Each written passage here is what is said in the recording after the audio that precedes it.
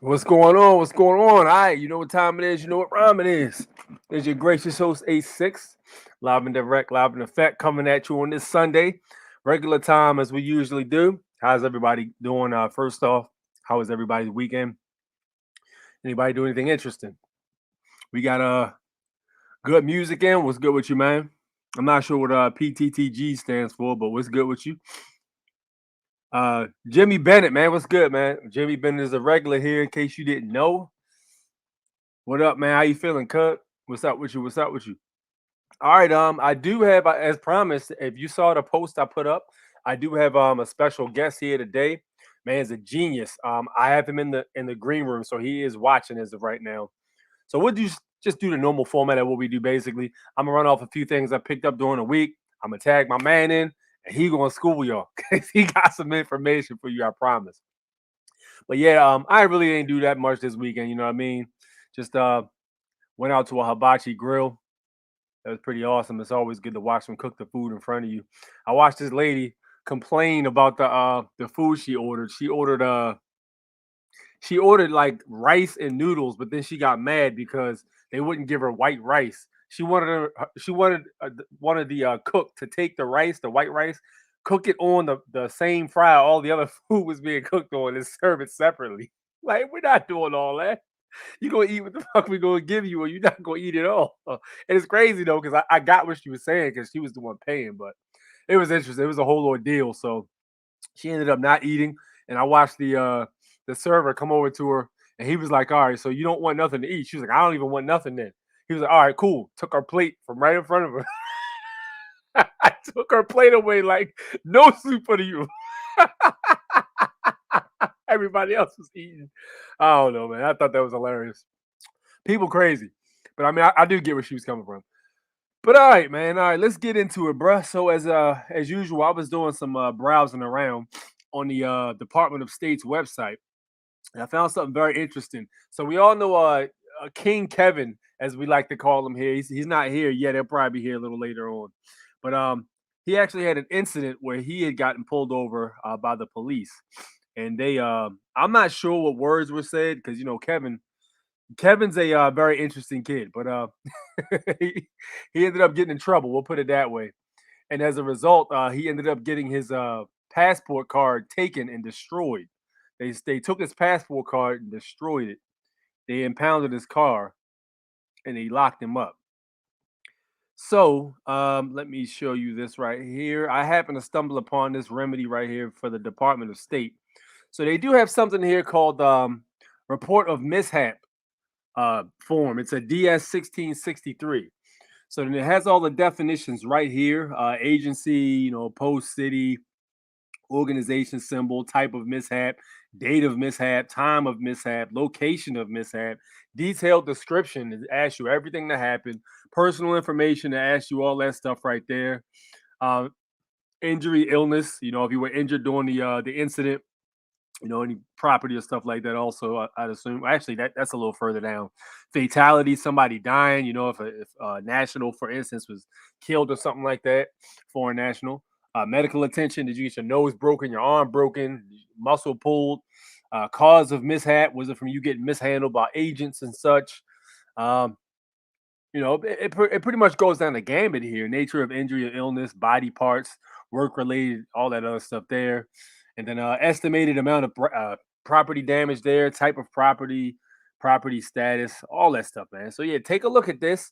And when I look down here, it actually asks you for some information here about it. So you can actually put what agency was the one that damaged your property. So you can put the location of mishap and put that there. And somewhere on this form too, it asks you what agency, if they were a member of like the government or something, you can write that in there too. And then you send that into the Department of State. And I assume they will handle it from there. Along, I would also do like a separate form in case you got to pull that card and write a whole entire. If that little section right there isn't big enough for what happened, or if you want to explain status or something like that, which they probably already have on record, I'm pretty sure. But I mean, it's always good to reiterate in that type of situation. But yeah, if your property gets damaged or something like that, you definitely need to make that note and send it out to them. But that's what the DS 1663 is for, from what I read. So take a look closer into that. All right, so today what I want to do, I'm going to read off some definitions because I've been in this book right here, and everybody knows I have the sixth edition of Black's Law Dictionary. So some definitions I actually looked up and I thought were pretty interesting. So I looked in the I wanted to see what it said for foreign and foreigner or foreign national. I looked in the version, was it 3, volume 3 I have, and I didn't find foreign national in 6 or 3, but I did find foreigner, of course, and it does have an interesting definition for foreigner. So check this out. The volume 6 edition says foreigner. In Old English law, this term, when used with reference to a particular city, designated any person who was not an inhabitant of that city.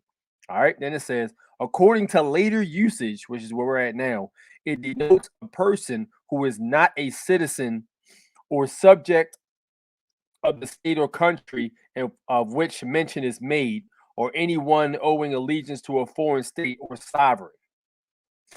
Person belonging to under citizenship of another country. So that's another definition that looks like of it. So yeah, very interesting thing. So if you can get a chance, take a look at that. The word foreigner. I'm not sure. I think they might be on volume 11 by now, but I just have volume 6 right here. But yeah, take a look into that. So I looked into also separately. I looked into citizenship. So this one says for citizenship, the status of being a citizen. There are 4 ways to acquire citizenship by birth in the United States. Well, we know in UCC 9-307, Section H says that the United States is in Washington, D.C. So it's there, you have it right there. By birth in U.S. territories, which is pretty much Washington, D.C. And there's a few other ones, I think, too. I think they said Puerto Rico and like Guam and a few other ones were too. But, there you have it. By birth outside the U.S. to U.S. parents and by naturalization. And then it says a footnote here, see corporate citizenship, diversity of citizenship, dual citizenship, federal citizenship, naturalization, just sanguinis, I think that's his Latin, and just soli. Now I looked I thought it was interesting to look into what said corporate citizenship. Like, what the hell is a corporate citizenship? How are you going to be a corporate citizen, right? So let me go down the rabbit hole. And let me see, where the hell is it? I just had it right here. Let me go to corporate citizenship. So look, corporate citizenship's definition in Black's Law, Volume 6, corporate status in the corporate status in the state of incorporation. Though a foreign corporation is not a citizen for purposes of privileges and immunities clause. All right. Another interesting bit of information. So then I go to just happen to be scrolling through also, and I go to color of law. You know, all this stuff ties in. As foreign nationals, we're very aware that all this ties in together. So check this out. I look in the color, and it just got me thinking. The definition for color in Black's Law says an appearance, semblance, or semi. Geez, I'm not even gonna try. Simulacrum. I guess that's a Latin word. As distinguished from which is real, a prima facie or apparent right. Hence, a deceptive appearance, a plausible assumed exterior concealing a lack of reality, a disguise or pretext. And then it says also see colorable. All right, so we know that's just the first part of it. We know that basically pertains to what's called color of law. Now, remember back in the day when they used to have on those water fountains and stuff like that, when it was like when there was racism and all that, it would say no coloreds or nothing like that, and they would refer to people of indigenous heritage as coloreds. And if you apply it to that definition, it basically is saying that it's not, the appearance is not correct to what it actually is. So if you're claiming to be colored, pretty much, you're actually identifying again as a legal fiction. I thought that was very interesting. I had a conversation with a friend of mine, man. It's just crazy to watch when you start to really absorb information and you go back to talk to people that you used to always communicate with.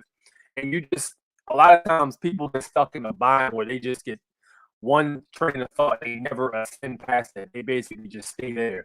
And if that happens, you don't grow, So you're talking with people who aren't moving forward with information or learning and applying their knowledge, it can put you in a loop also. So I was talking to a friend of mine, and the stuff he was saying, I was just trying to catch him up. So what I was basically learning to give him the information. I knew this since I was 3 years old. And the conversation we had, he was talking about because I made a joke when I first saw him. I said, "Yo, what's up with your boy Biden?" Because he voted for Joe Biden.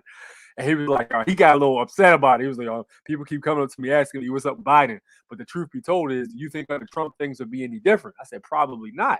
So he says, well, what's the point? I said, well, I was just making a joke first off, but I just learned a whole bunch of information. So I started telling him about, the the vaccinations and stuff like that. And we had a conversation about that. And he was like, yeah, well, we as black people need to do this, that, and the third. I said, well, first thing we need to do is know where the hell we came from. And calling ourselves black people is probably not the move in terms of identifying as a legal fiction.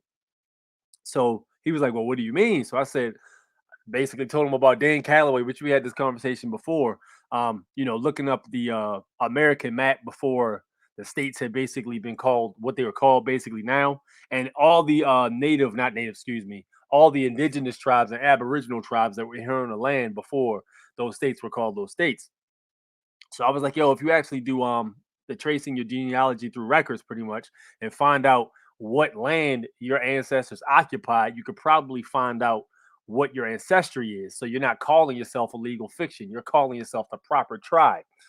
So I was trying to explain this to him, but it was like you ever try to explain something to somebody and it's like they just can't grasp it. It's just bouncing off their head. And like you actually are cool with the person, so you want them to know what the truth is, but it just can't get through. So it's like at that point, I'm not gonna say I gave up, but I realized I wasn't able to have that conversation at that frequency with him.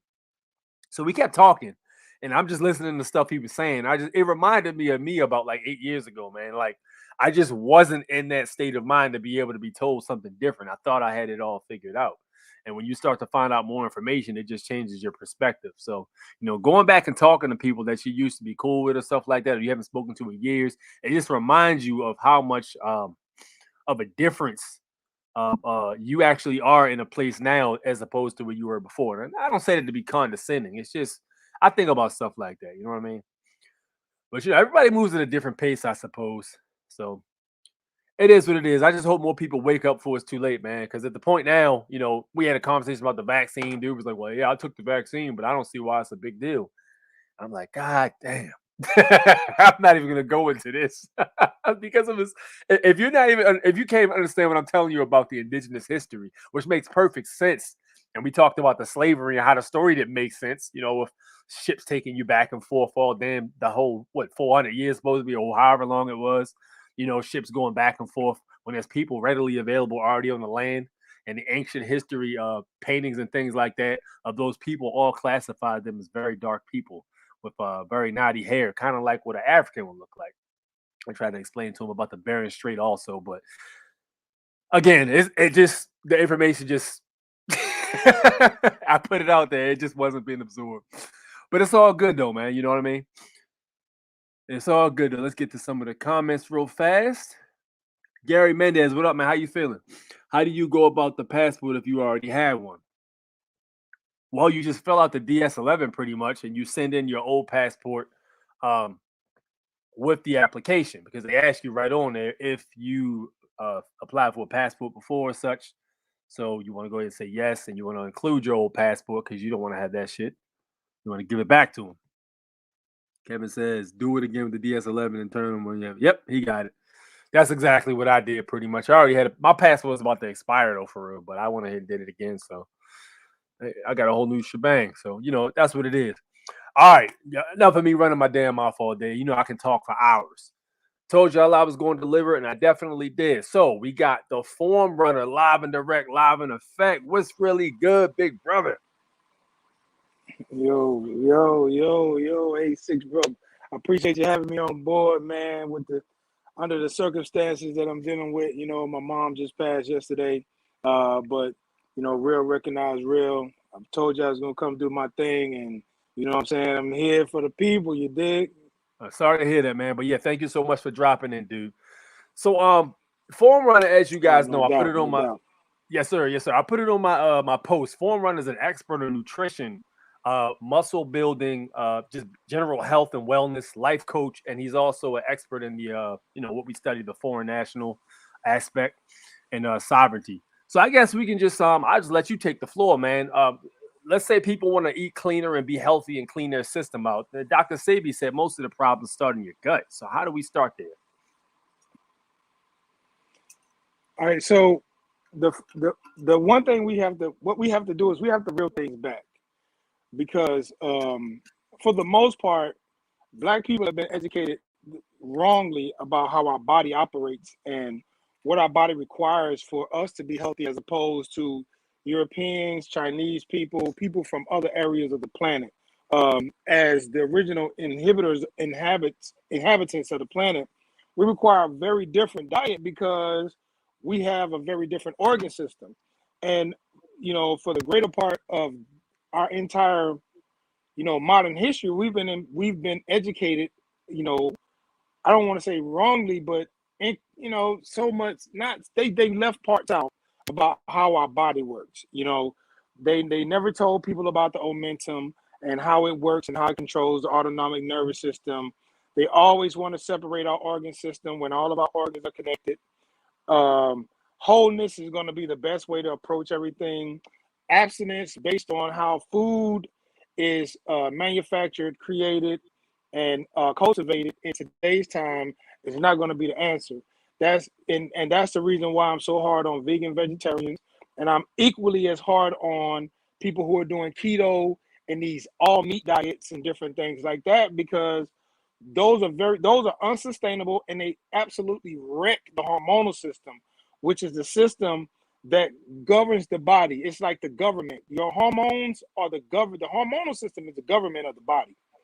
Everything else is just, supposed to operate like citizenship. You know what I mean? Like, they're supposed to carry on their duties, their jobs, create, monies and, different things like that for the body to operate properly.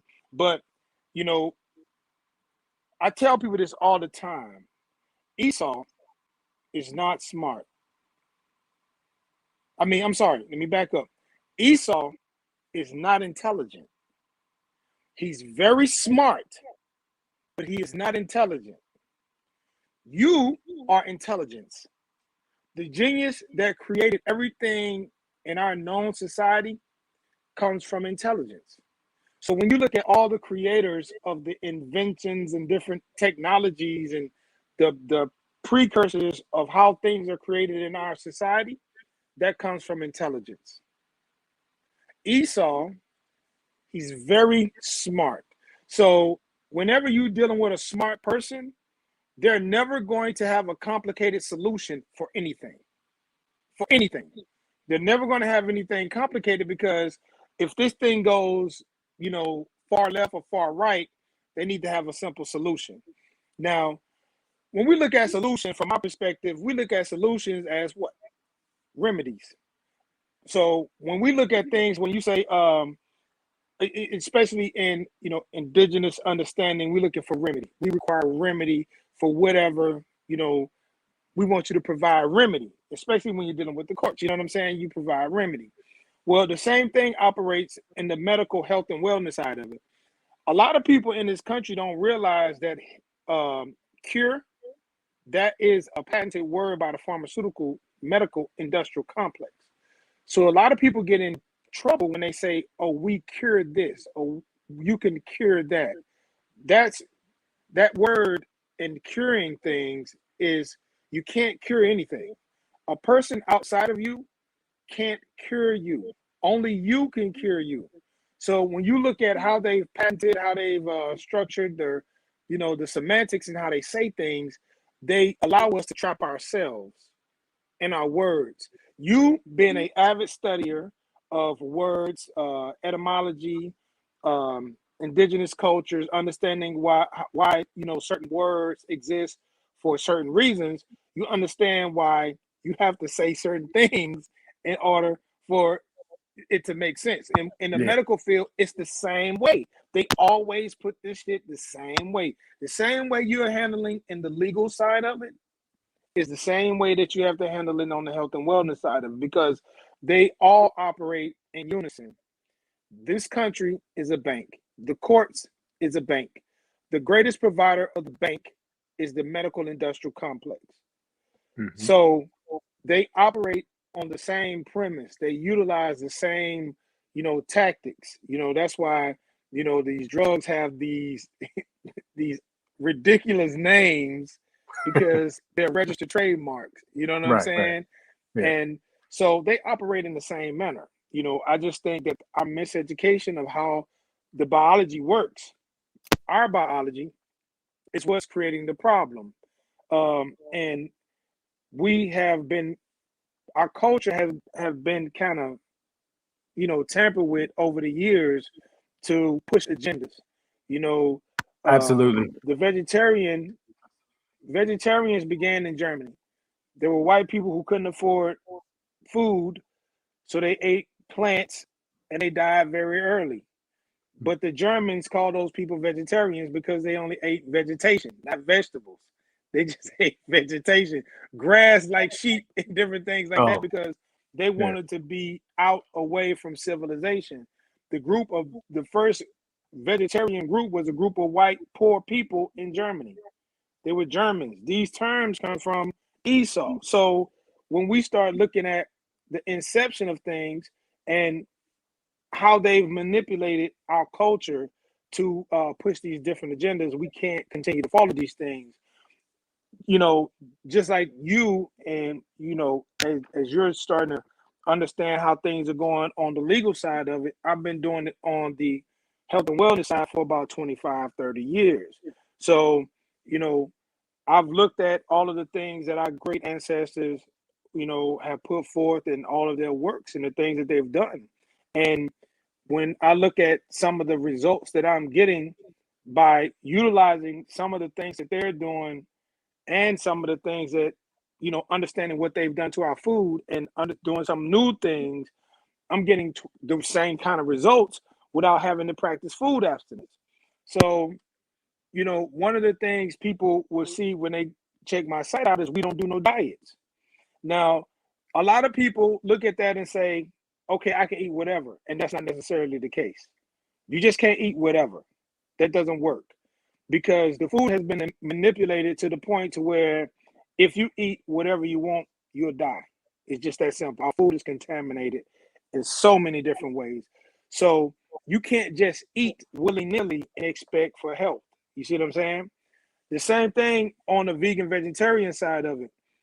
What they did with the vegan vegetarian side of things, where they put so many excipients and heavy metals into the vegetables and how they process and clean the vegetables.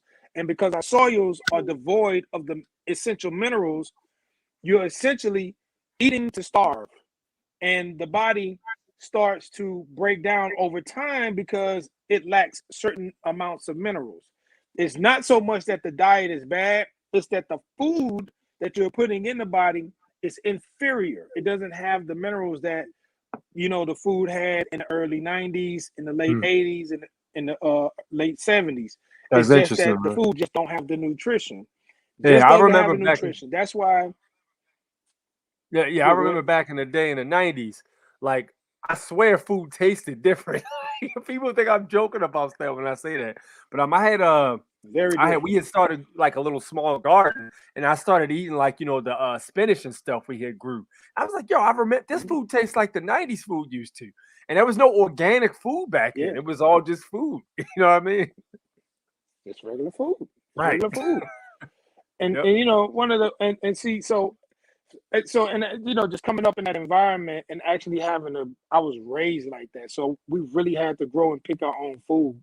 you Mm. know Growing up in Mississippi, South Louisiana, we're farming people, so, and we're community people. So one person had this, one family had that, one family had this, one family had that. So we actually like grew up like that for real. And you know we actually knew what the pigs were eating. We actually knew what the cows were eating. We actually knew what the chickens were eating.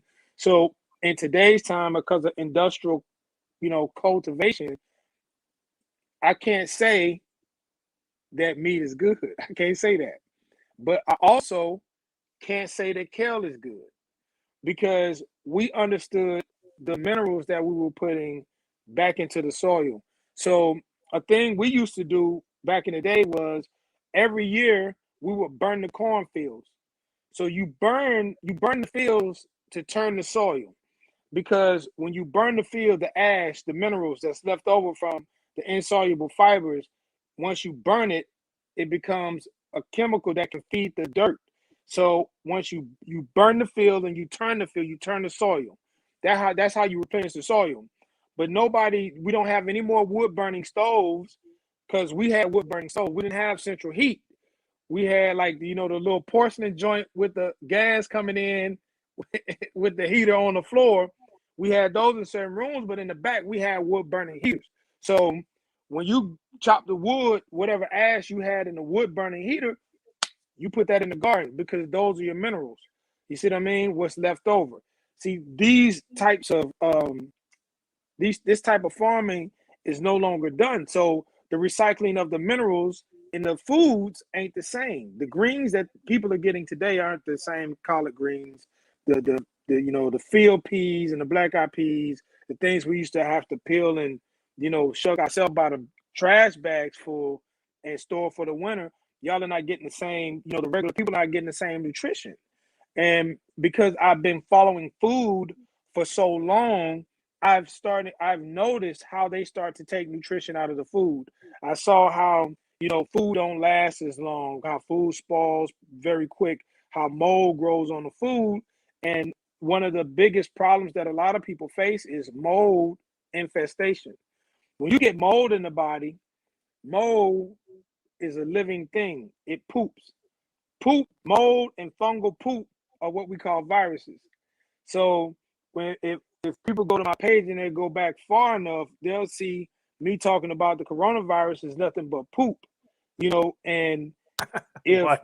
this poop, you know what I'm saying? Yeah, it's just fungal poop, you know what I mean? So if if if you have the proper, digestive system, the colon is clean, your pathways of elimination, you're sweating, your kidneys are functioning properly, your colon is functioning properly, then these things won't bother you. That's Right. why some people just went through this whole pandemic and have no problem, I never got sick once, and bro, and I've and been training Brazilian jiu-jitsu the whole entire time in judo. Yo, literally, yeah, yo. but you're moving. Your Yeah, lymphatic system is operating properly. That's a major pathway of elimination. yeah, You're sweating, another major pathway of elimination, and elimination of heavy metals. One of the biggest things for my vegan community is a lot of people, they eat clean, but they don't do no working out.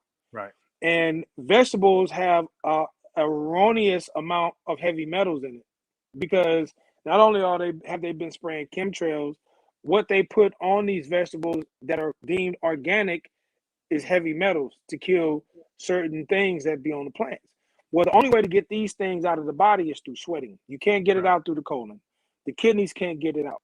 So the only way that you can get it out is mobilizing the lymphatic system and sweating them out. Mhm. So you can't just feel like you can eat clean and or have a practice food abstinence, not eating meat, not eating animal products, and you can still have these issues because of heavy metal toxicity. And a lot of people don't understand that you have to test for this. So a lot of people in my vegan vegetarian community, I implore you to go get a hair analysis, not a urine, not a blood, but a hair analysis. Because a lot of you guys, you grow your hair long, you have dreads, you have braids. A lot of the women, they have long, natural, curly hair. Go get a hair analysis. Don't worry about the blood panel just yet. Go get a hair analysis to see if you have heavy metal toxicity, because aluminum accumulates in the body. All of the plants have aluminum in them. Strontium and a lot of these different heavy metals that's coming out of the chemtrails are landing on these organic plants. And the thing about these metals is, vinegar, lemon, baking soda doesn't remove those things when you Right. clean your food. So the only way you're going to be able to maintain health is to clean it the best you can, eat it, but you still got to move. You got to move that lymphatic system. You Right. got to sweat. You got to get these heavy metals out of the body because they accumulate. Now, with the addition of nanotechnology, which works on frequency, it poses an even bigger problem. Because if you get these nanoparticles that bind with this aluminum, and these nanoparticles control the aluminum based on the frequency that's being emitted by cell phones, cell towers, or what have you, they have direct instructions on where and how to inundate the body, which is another reason why music is very, very important. Like the Having, Travis Scott concert, right? yeah, That's what I was telling that people. shit Nobody wanted to is listen. really very crazy. These people are highly so far ahead of the game, and it seems like some shit out of a movie that people just can't make it make sense to them. Right. And I've been studying it a long time. I've been looking at nanotechnology for about 12 years now, and how it operates. And once I saw that it operated on frequency, and at the time we were still on 3G. So 3G doesn't have the ability to control any nanoparticles. You don't start to control the nanoparticles and how nano move until you get to 4G and 5G. So that's a very, very, very big thing. And even Dr. Dilbert Blair talked about those ELF waves, those extra low frequency waves, and how they manipulate the root chakra, and how they manipulate the sacral chakra, and how it puts you in certain moods. And when you don't vibrate at a right frequency, the B vitamins vibrate at a certain frequency. B vitamins are called the energy vitamins. They're also called the mental stability vitamins. Whenever people are B vitamin deficient, that's when you're going to have more depression. You're going to have more anger issues. You're going to have more anxiety. You're going to have a whole bunch of different things. But people, they associate these things with the brain. None of these things have anything to do with the brain. They all have one thing in common. You have a compromised gut system, because all of the things that you eat are metabolized in the gut system. The gut system is going to balance the brain. When people don't have a working relationship with the conscious and the subconscious, you have what they call interference. If you look at the double slit theory and the quantum understanding of things, you'll notice how interference, when you do the double slit theory, interference creates chaos. Esau model is order out of chaos. Right. That what that translates to in the layman's term is, we got to take the chaotic beings and make them orderly. This is the reason why there's always somebody trying to organize or order your thought patterns. Your creativity, and things that help you create and innovate in this world is your chaotic way of thinking. There is no method to the madness. It just comes to you. It is ordained to you. That's just something that comes from being the original inhabitant of the planet that nobody can think about. That's how melanin operates. There's no controlling of the chaos sphere or the carbon. You can't control. Light doesn't escape that. When you look at the biblical understanding of it, it's out of darkness came light. Darkness existed before. So they know that they can't control it, the substance. So what they try to do is they try to do it a smart way. They try to get you to do smart things. And over time, as you start breaking away from that particular way of thinking, your intellect takes over. And once your intellect takes over, you start answering to your gut feeling. The subconscious quantum understanding of things. See, this has to do with reality. You're awake. You have to deal with what the world presents to you in the physical three-dimensional world. In a quantum understanding of things, there are no laws. So there are no limitations. So you can do a lot of different things in the quantum realm that you can't do in the physical realm. You see what I mean? They want to control that. This is what the meta is about. They want to control your as you're beginning to understand and come into your power, and how you can control things with your mind by utilizing mind and space. Right. They want to try to tap into that thing to use your intellect, your genius, to create another world for them. You see what I'm saying? Exactly. So Yeah. it's it's it's just a whole bunch of it's a whole lot of stuff. And the only way that you're going to be able to manipulate this thing and utilize it to your benefit is through self-belief, self-intentions, self-talk, all the different things that we know about. It's just a no-brainer for us as woke people who understand our power and understand, who we are, not as black folk, but who we are, really who we are. That's going to be a big thing. You know what I'm saying? And it all diet plays a very, very big part in it. It plays a very big part. If you've overconsumed a bunch of foods that you deem have slowed you down, then we got to change the way you do things. We can't just be eating hamburgers and pizzas and Hmm. steaks and potatoes all the time. We got to be more vegetable, fruit, nuts and seed oriented. Oh man, they got my man up out of there. Now he was dropping bars. Hold on, man. They got him up out of there. Yo, all right, let me go back to the comments. I'm sure he'll be back in a second. I was in school just now. I'm learning. How you doing, Alicia? All right, thank you for tuning in. Sayalban, thank you for tuning in. How you doing, Lori? What's up with you? Zakiba, what's good? All right, what's going on? What's going on? All right, man. Everybody was enjoying the lesson. Delisha Hollingsworth, what up with you? James C. Love it, the Bad Wolf. What's good? We got my man back in here. Let me catch up on these comments real Yeah, fast. He my says, bad. Yeah. Lots of aluminum and deodorant messes up the nervous system, brain fog, etc. Look at the ingredients. First words are large percent. Yo, check this out. When I was younger, I used to use Old Spice deodorant because it smells so good. And I noticed because I used to get the gel because I thought the gel was cool because it was different. And I Yeah. noticed when I use it all summer, I had like a burn in my armpits. So I had to stop using it for a while. And when I looked at my armpits after the burn healed, it was like dead skin. So I was wondering Yeah. how the hell is it a burn under my armpit? I wasn't doing nothing but using deodorant, Yeah. but come to find out, all those damn chemicals that was in it, that ain't no good for you, man. Tracy, what's good with you? What's good with you?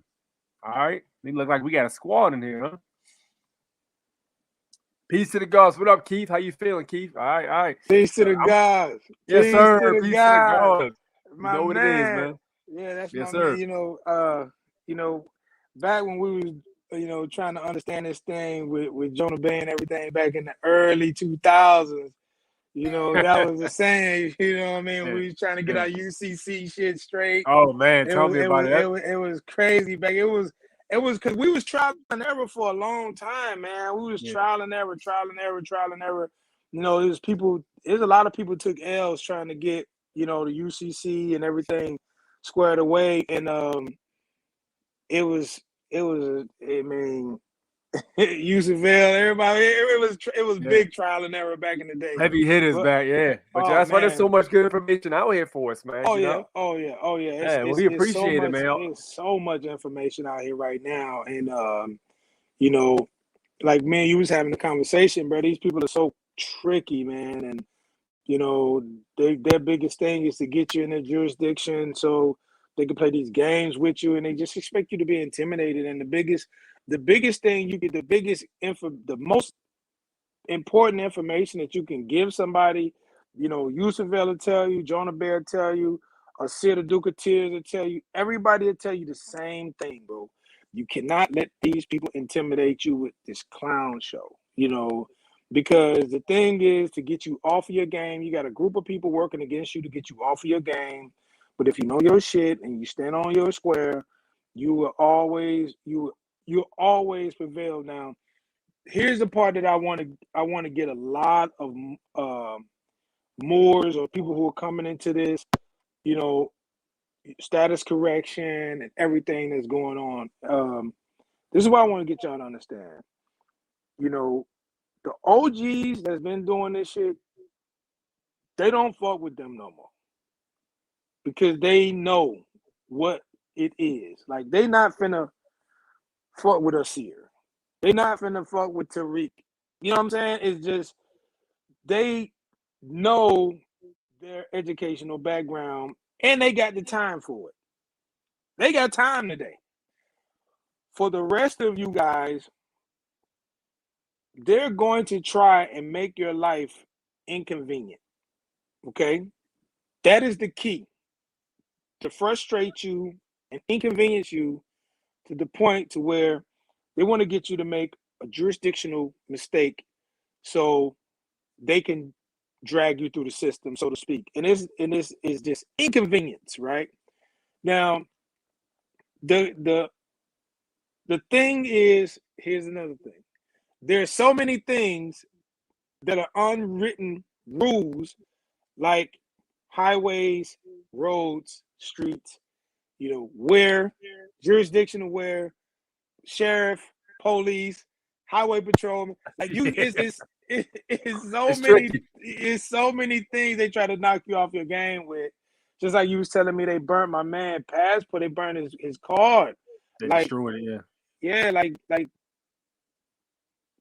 that's crazy. But when you don't go A B C D E F G, and this is the crazy part. You got to coach the people. You got to coach these officers. They don't know. Yeah. Officers don't know, man. Yeah. Absolutely. They It's don't it's know. amazing how many of them don't even know the Constitution. They I don't heard know. one guy get pulled over and he said something about they were talking about like the gun because the dude had a arm on him. So the dude was like, "Oh no, I'm very firm. I'm a very firm supporter of the First Amendment." Like, what? He was talking Don't about know. the arm he had on him. He was like, "No, I'm a star supporter of the First Amendment. I got a few guns myself." Huh? Bro, they don't know, man. Yeah. They do not know, bro. So, I got a couple of homeboys as officers, and They trying to kick him out okay, again. I'm back. What you say? You got a couple of I homeboys think as I'm officers. dragging. You frozen. Am I They lagging? got you. Yeah, they got you frozen. Am I lagging? I think I'm lagging. Yeah, yeah. I think you might be lagging, bro. You frozen right now. I can hear you, but you still.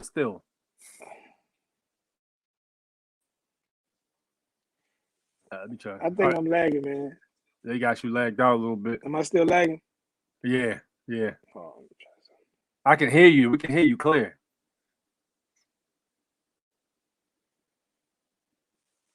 Well, while he's getting I that think I'm straight, lagging. everybody, please hit the like Okay, button I'm while like, you all can. right, We got cool. 32 hits in there. Hit the Yeah, little button. everybody hit the like button. Everybody hit that like button, man. We back.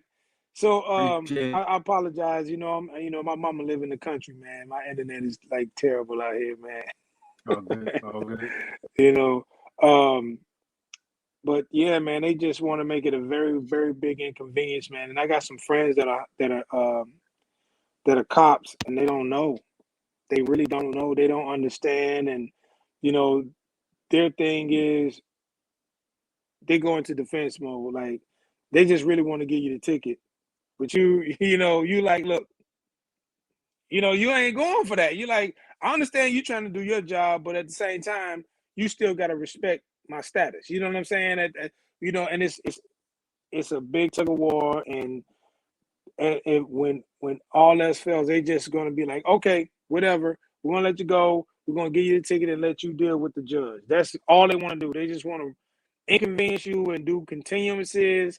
One guy had like 4 or 5 continuances. Then they play these games where they'll call you. You say, okay, we're gonna push yours. We're gonna push yours back. They wait for you to leave and call your name and play these games with you. You got to sit there the whole time and wait for your name to call, because as soon as you walk out, they call your case and you ain't present. They do all these. They play all these games, bro. Because I'm gonna tell you what, real life experience in the courts with a friend, know his shit, goes up, does everything he needs to do based on his response when they called his name, and he stood up and he said what he had to say. The judge knew what it was and pushed it back. So we sat there for about 6 hours. We go through his thing, we go in dismissed. Didn't even hear it. Not guilty. No fine, no nothing. What's up with that? talked to him, talked to somebody outside the court. They said, look, we don't want nobody else knowing how to do this. They'll even put you in a whole other courtroom, do you in chambers. They will do anything for you not to show the rest of traffic court how this shit go. See, that's the biggest thing. They don't want you to demonstrate procedure in front of traffic court. Because as soon as you walk out, they're gonna be like, yo, can I holler at you for a minute? How you learn all that? Where I need to go for that? And it becomes a thing now. Absolutely. Ah, man, he went silent on. We can't hear you, bro. There you go. Hold on.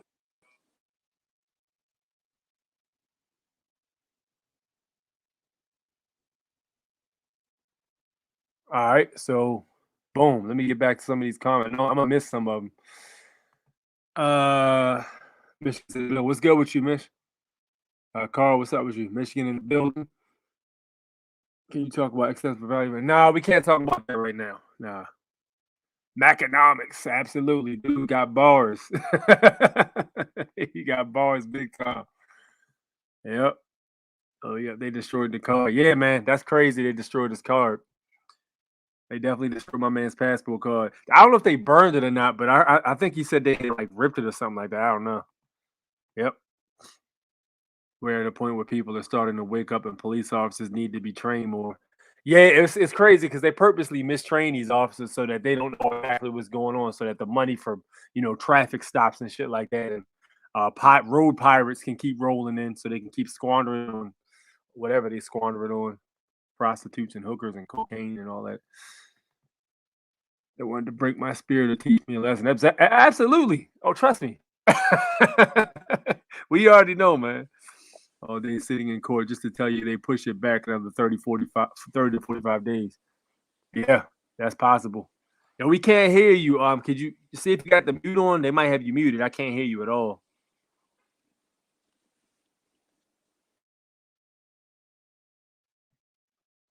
Oh, wait a minute. Hold on. It looks like your mic was Can you hear me muted. now? I didn't mute you. Yeah, I don't. That's weird. Your mic got muted. Okay, That's cool. all. That's all. They try to keep you quiet, man. Go ahead. Yeah, man. So they don't want you to show procedure to other people, because once you because courts are nothing but procedure. They want to get you in jurisdiction, and then they want to operate their procedures. Once you understand procedure and you understand jurisdiction, and you execute as the trustee or executor of the legal fiction, they don't want you to show that to everybody else in the courts. Because what happens then is the gig is up. You know what I mean? The gig is up. So once the gig is up, more and more people come in to understand, their particular position. But it's what's even crazier. This is the crazy part, right? This is what makes things easier. When I try to get people to understand something, benefits and privileges, it's that simple. If you are accepting a benefit or privilege from the government, you're under jurisdiction. All licenses, all of them, hunting licenses, gun licenses, driver's licenses, anything you got, licensed business owners, contractor license, anything that you got to pay the government for is a benefit and a privilege, and you operate under the jurisdiction. Okay, if you have a registration, if you got a registration for your car, you're operating under the jurisdiction. If you have a driver's license, you operate under that jurisdiction. If you're on a highway that is paid for by public taxes, you're in a jurisdiction, whether you have a right to travel or not. To be on that road is a privilege, because they take the tax dollars from the Social Securities. That's how money is created, based on the live birth certificate. And these people pay taxes, and those taxes go to the construction of highways. That's why I asked you, like, what road would you use on? You was like, I was on a regular road. I was like, oh, okay. Cool. You know what I mean? So, just understanding these different things. Let me ask you something real quick, though. Mm-hmm. I'm gonna ask you something real quick. I was talking to Yusuf L, and he was saying that the answer, point for point, for those minimum contacts is what we're talking about now, is the affidavit of sovereignty. He was like putting that in, it answers every point for point. Like, yo, the reason I have this, and this is because your police officers will harass me and throw me in jail if I don't have it. You know what I mean? And he basically was saying that's the best thing to put in on a public record was the affidavit of sovereignty. So if you do have any other contracts that you haven't gotten rid of yet, that is the answer for. So they can't try to throw you. Oh yeah, it's basically by assumptions, pretty much. Oh yeah, see that you see. I'm gonna tell you what strikes fear in these people's hearts. That word affidavit.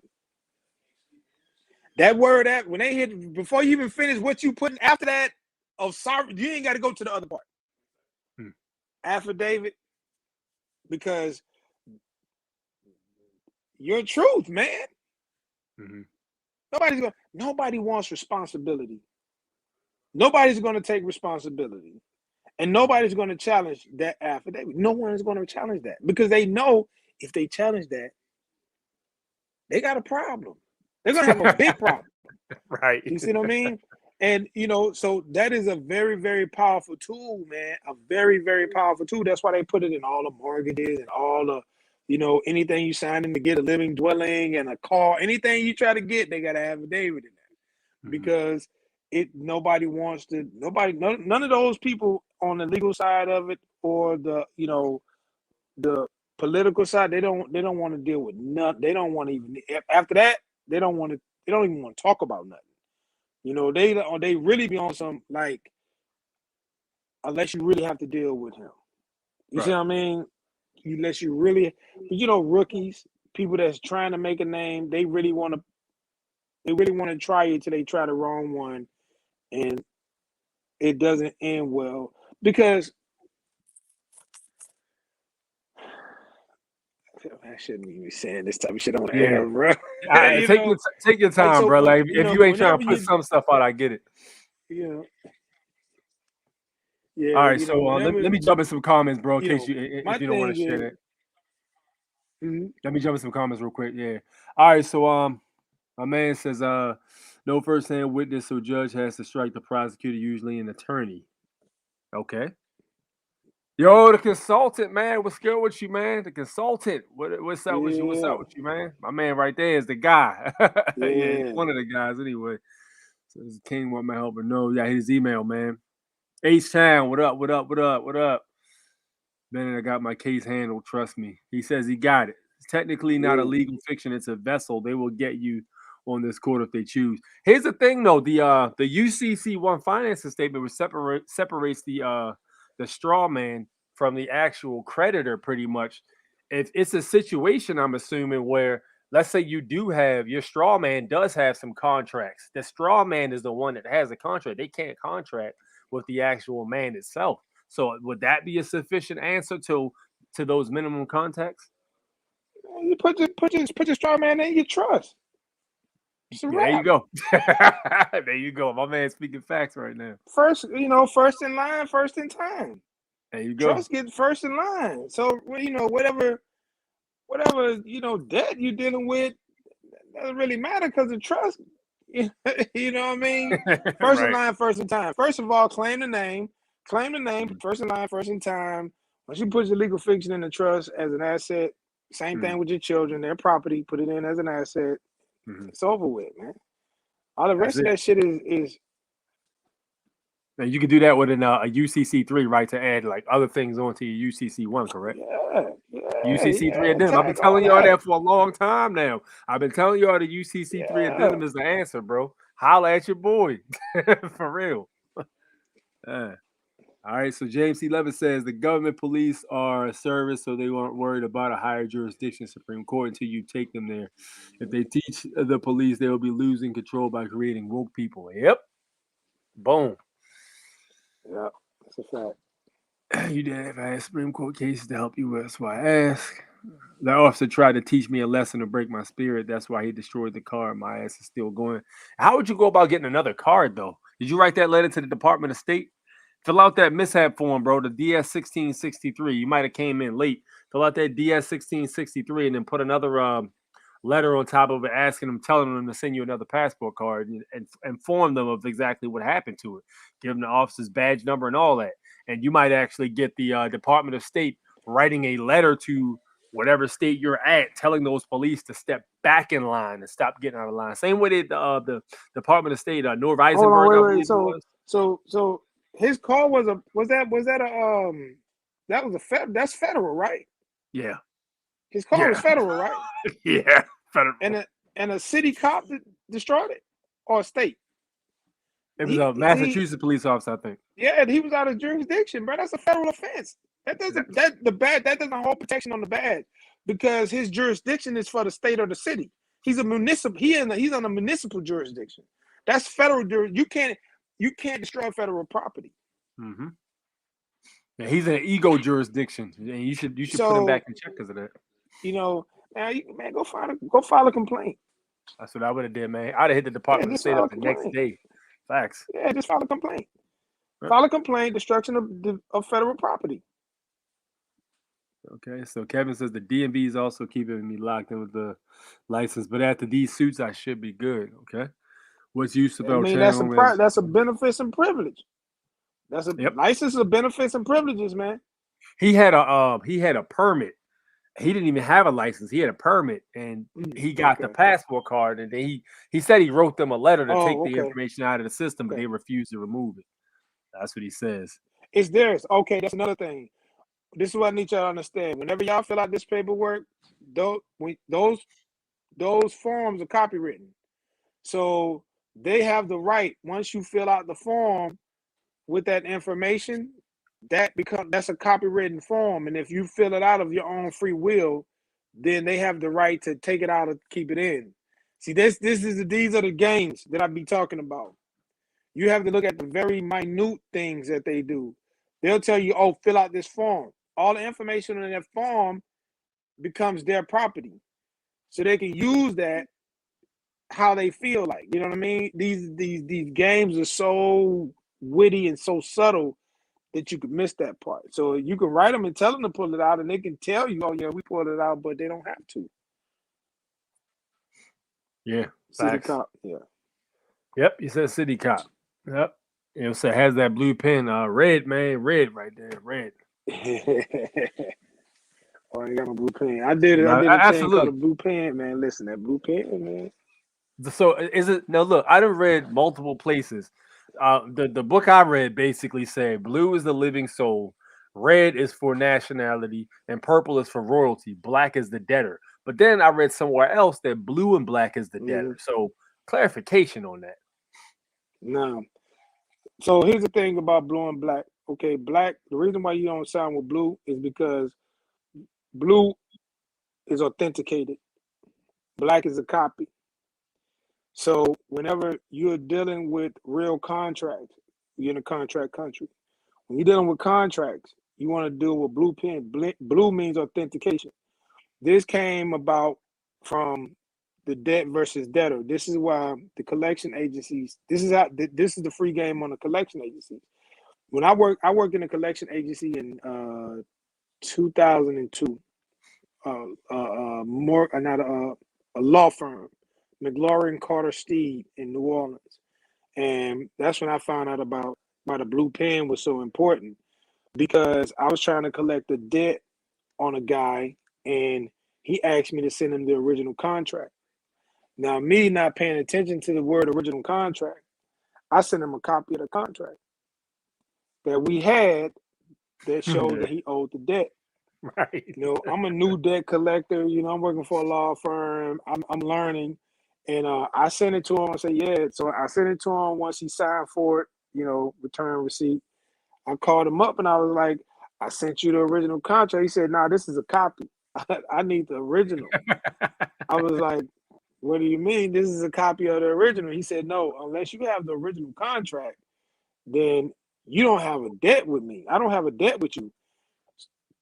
So I was like, okay, well, let me talk to my supervisor, because I never heard nothing. Like, you know, I'm 20 years old, you're 21. You know, I don't know nothing, you know. Yeah. And he was like, yeah, that's the thing. We don't have the original contract. I'm like, where's the original contract? It's like, that's when I found out that after 90 days to get it off the books, they filed it against the Federal Reserve as a tax write-off to get their money. You know what I'm saying? So that's how I found out about the blue pen. The blue pen was on the original contract. They want original contracts to in order to sign for the West. You know, that you had to sign with a blue pen in order to do the original contract. You know what I'm saying? And then I was like, okay, so if you don't got the original, how do you collect the debt? It was like, you just gotta trick them. So that, I was like, oh, so the blue pen is authentication. You know, that's why in the legal system they want you to sign your mortgage with a blue pen. They want you to sign your leases with a blue pen because they're gonna keep those as an original. And if you default in that particular realm, that's what they file with the IRS to get the write-off, the tax write-off, and different things like that. So the blue pen just means authentication. Now, red pen, when you sign in a red pen, that's the living person. That means that really means confidential, and that's when you really mean business. Yeah. Especially when you put a red box. If you write your letter and put it in a red box, that puts them in your jurisdiction. So you're claiming jurisdiction when you put that red box around, and you know how you get some letters and it's got a blue box, and some letters got a red box, and everything is within the box. They trying to put you in the jurisdiction. So whenever you write these letters and you writing these complaints and different things, you bring these people into your jurisdiction, man. And you sign your name with a red pen, and you put an American flag stamp on top of that thing, and you bring them into your jurisdiction. Word. Great you see game. What I'm saying? Great game. You can do the same thing. That just because you can, maritime and amity, these are things that govern the courts, okay? But when you're dealing with civil, your human rights, you can bring them into your jurisdiction and you can challenge them, and none of them are going to write an affidavit of truth. None of them.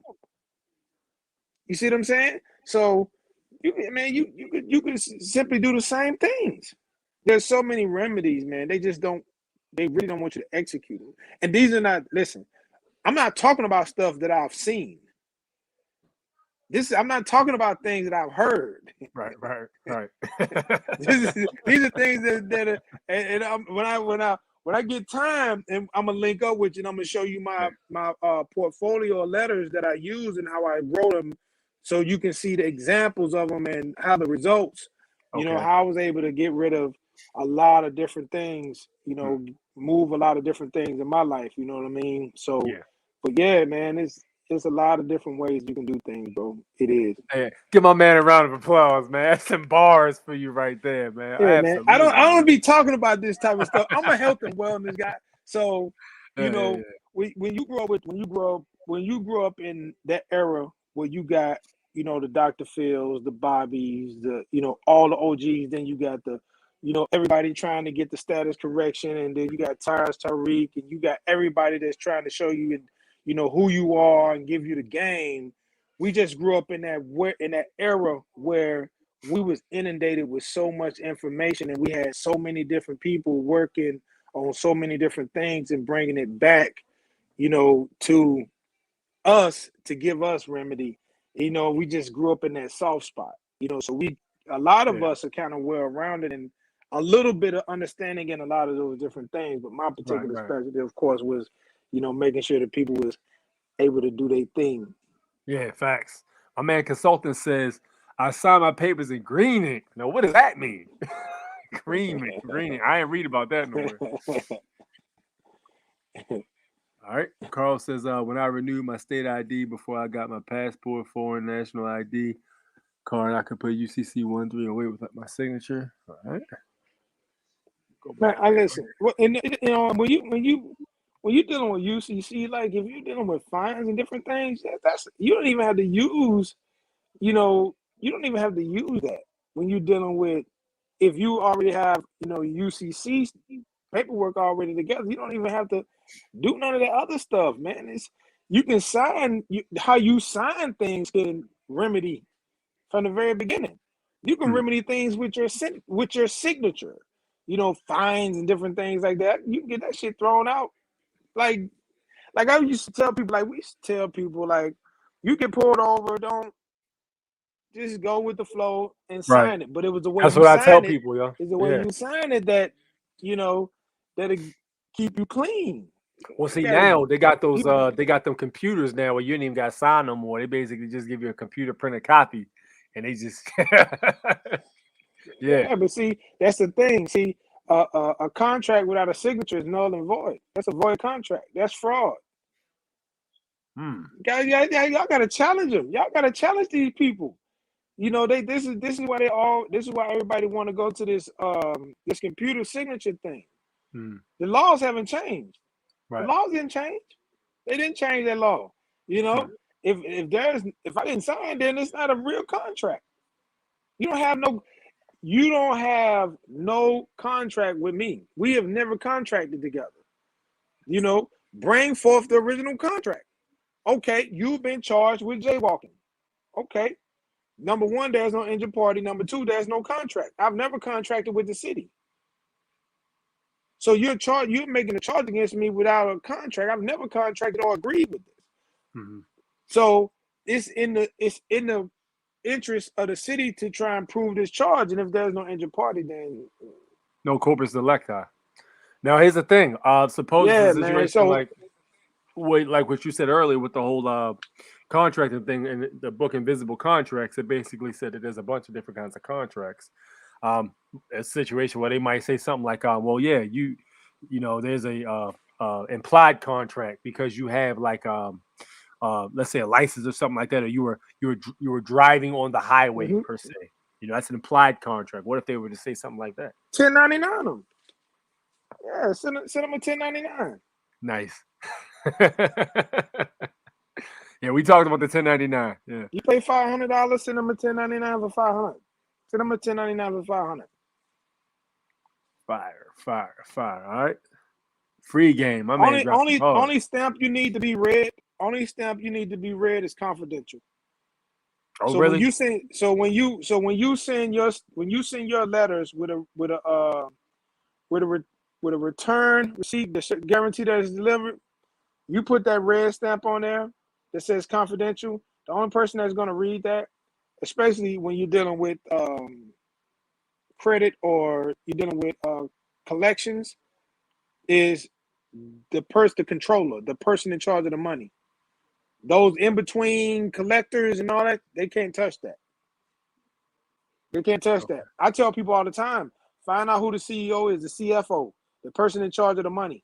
Find out who the money man is and put their name on it, type confidential on it. Can't nobody answer. Only thing that's going to happen is the secretary is going to sign for it, send it back to guarantee that the controller received it. And then you challenge them on that shit, man. We ain't got no contract. Send me the contract and I pay you. You got no contract, we can't do no business. They're going to send that shit right back to the floor. They're going to tell them to burn that paper or try to sell it to somebody else. So that stamp, that red stamp, you only need that confidential stamp. So when you hit that, when they see that red confidential stamp on there, they know it's coming from a live person, and they know that the person that's only supposed to read that is the person whose name is on it. Okay. See, yeah, my dumb ass was over there writing it with a confidential on there with like a red marker or such. Which I mean, still, just get you a stamp. Just go to Google. I mean, I got Google, but Amazon, get you one of them little $5 red confidentials, and you won't have to worry about none of that. Them stamps will save you a lot of time, bro. Absolutely. Oh, absolutely. Yeah, I'm trying to get my my one stamp for the creditor side from off the internet. This guy took forever to print it, but it's finally coming. It's been about a month I've been waiting on this thing. But yeah, facts. It's consultant. Because my declaration tells them that's how I conduct business. So I guess it's the green ink then. Yeah, the green ink. Yep. Yes, sir. Thoughts on smelling salts. Smelling salt? Yeah. Okay, Interesting story about the smelling salts. Real quick. I actually saw an NFL guy. I don't know if you saw this on the internet. Like the coach, I guess it was the coach of the Bears or whatever. He sniffed it. And he was like, "God damn!" And he kept walking. That was interesting. So the ammonia tab, we break them. I don't care what. I don't care how knocked out you. I don't care if you in coma. You done had too much to drink. You pass out. I hit you with that ammonia. You coming up, right? So before we used to do heavy lifts, which was now I look back on it was stupid. When we do heavy lifts, we had this thing called a sauce, where it had these ammonia tablets in there. You hit that, and it just, but it over time it damages the nasal passage. Over time, you get too much of that in there, it'll damage the nasal passage. So yeah, Cuba, don't get too much of those smelling salts. They ammonia tablets to wake you up if you've been knocked out. You know what I'm saying? That's where they get boxers and everybody that you don't need a lot. They had to get Pacquiao there after he got hit, man. They had to give him the sauce. He got knocked. Yeah, they gotta get the sauce, right? That's right. Yep. Absolutely. Yeah, man. Consultant says, in the state of can't sign or nor delegate any powers. It's fictitious. Right. Absolutely. It's all on paper. Right. It's absolutely. Absolutely. Kevin says, maybe there's no enacting clause for state laws. You spell clause wrong, I think. I hope. I got Wolverine. I mean clause. Yeah. Please please tell me you don't type your own affidavit. Nah, I'm messing with you, Kevin. Yeah. All right. Carl says exactly. It is fraud, and you don't have if you don't have a signature on that ticket copy. Word. Yeah, that's a thing. Says, you want to stamp confidential on people who need to see. You don't want anybody seeing that piece of paper other than the person that you're writing to. When you're dealing with collections, this is where the confidential becomes a real deal. When people are offering you something, making an offer, they'll put confidential. When people are trying to remedy debt, they make these things confidential to the CFO, CEO, treasurer, whoever is in charge of the money. Mm-hmm. But whoever you want to see or read that particular document, you put their name on it, you put confidential on it, and nobody else will read it. Yeah, it becomes federal. Yeah, I actually reached out to Richard Fairbank, the CEO of Capital One, and I actually got through to him. He read the letter himself. I was like, "Holy shit, that dude's a billionaire!" But you put that confidential on it. It is what it is. Facts. Can't nobody. It's actually federal offense again for somebody else to open that joint. All right, let's take. Zakiba says, "Never use. I was just curious. Lots of people promoting." All right. Don't follow the crowd, man. So I'm overweight, man. Don't follow the crowd. There you go. All right. So at this current time, I know we got a lot of questions in the comment section. I'm going to open up the line. You can jump in here, and we're going to take, you guys can jump in and ask the form runner a question. Do super sharp, razor sharp. So let's get that. I'll drop this right in here for you guys. I wish, man. I'm just trying to hold it together, brother. Oh, my man. Sure. Thank you so much for coming in here, man. I know you said you got the personal issue going on, man. You're a soldier for coming in here. I appreciate that, man. There's the link right there. So if you guys want to get in here on the live, there is the answer. Be a trendsetter, not a crowd surfer. Yeah, exactly. Yep. So let me ask you another question, man. When you operating privately, let's say when you're not operating, but when you're traveling privately, do you prefer private plates or just no plate at all? Whenever you traveling privately, it just really depends on you. Because we got this thing in masonry called protect the emblem. If you're using private plates, you better be able to protect those plates. And if you're using no plates, you better be able to protect those plates. Whether you got plates or not, you got to be able to protect them. You know what I mean? So if you're using private plates, this is the thing. 9 times out of 10, when you're using private plates, like you have foreign national plates, they really don't fuck with you anyway because they don't really want those particular problems. Unless you're blatantly doing something that's crazy, or you run into a rookie who feel like he want to be an asshole that day. So I'm always going to choose the path of least resistance. So I will always deal with private plates before I deal with no plates. Because when you're dealing with no plates, especially when you're black and dealing with no plates, that creates an a bigger problem for your convenience, because they're going to want to man, I've had people that I've been with, we get pulled over, and thank God he didn't have anything in his trunk. If it had been me, we'd have been fucked up. Because I got all kind of shit in my trunk. Books and, Right. backpacks and, Uh-huh. I got like a whole library in my trunk.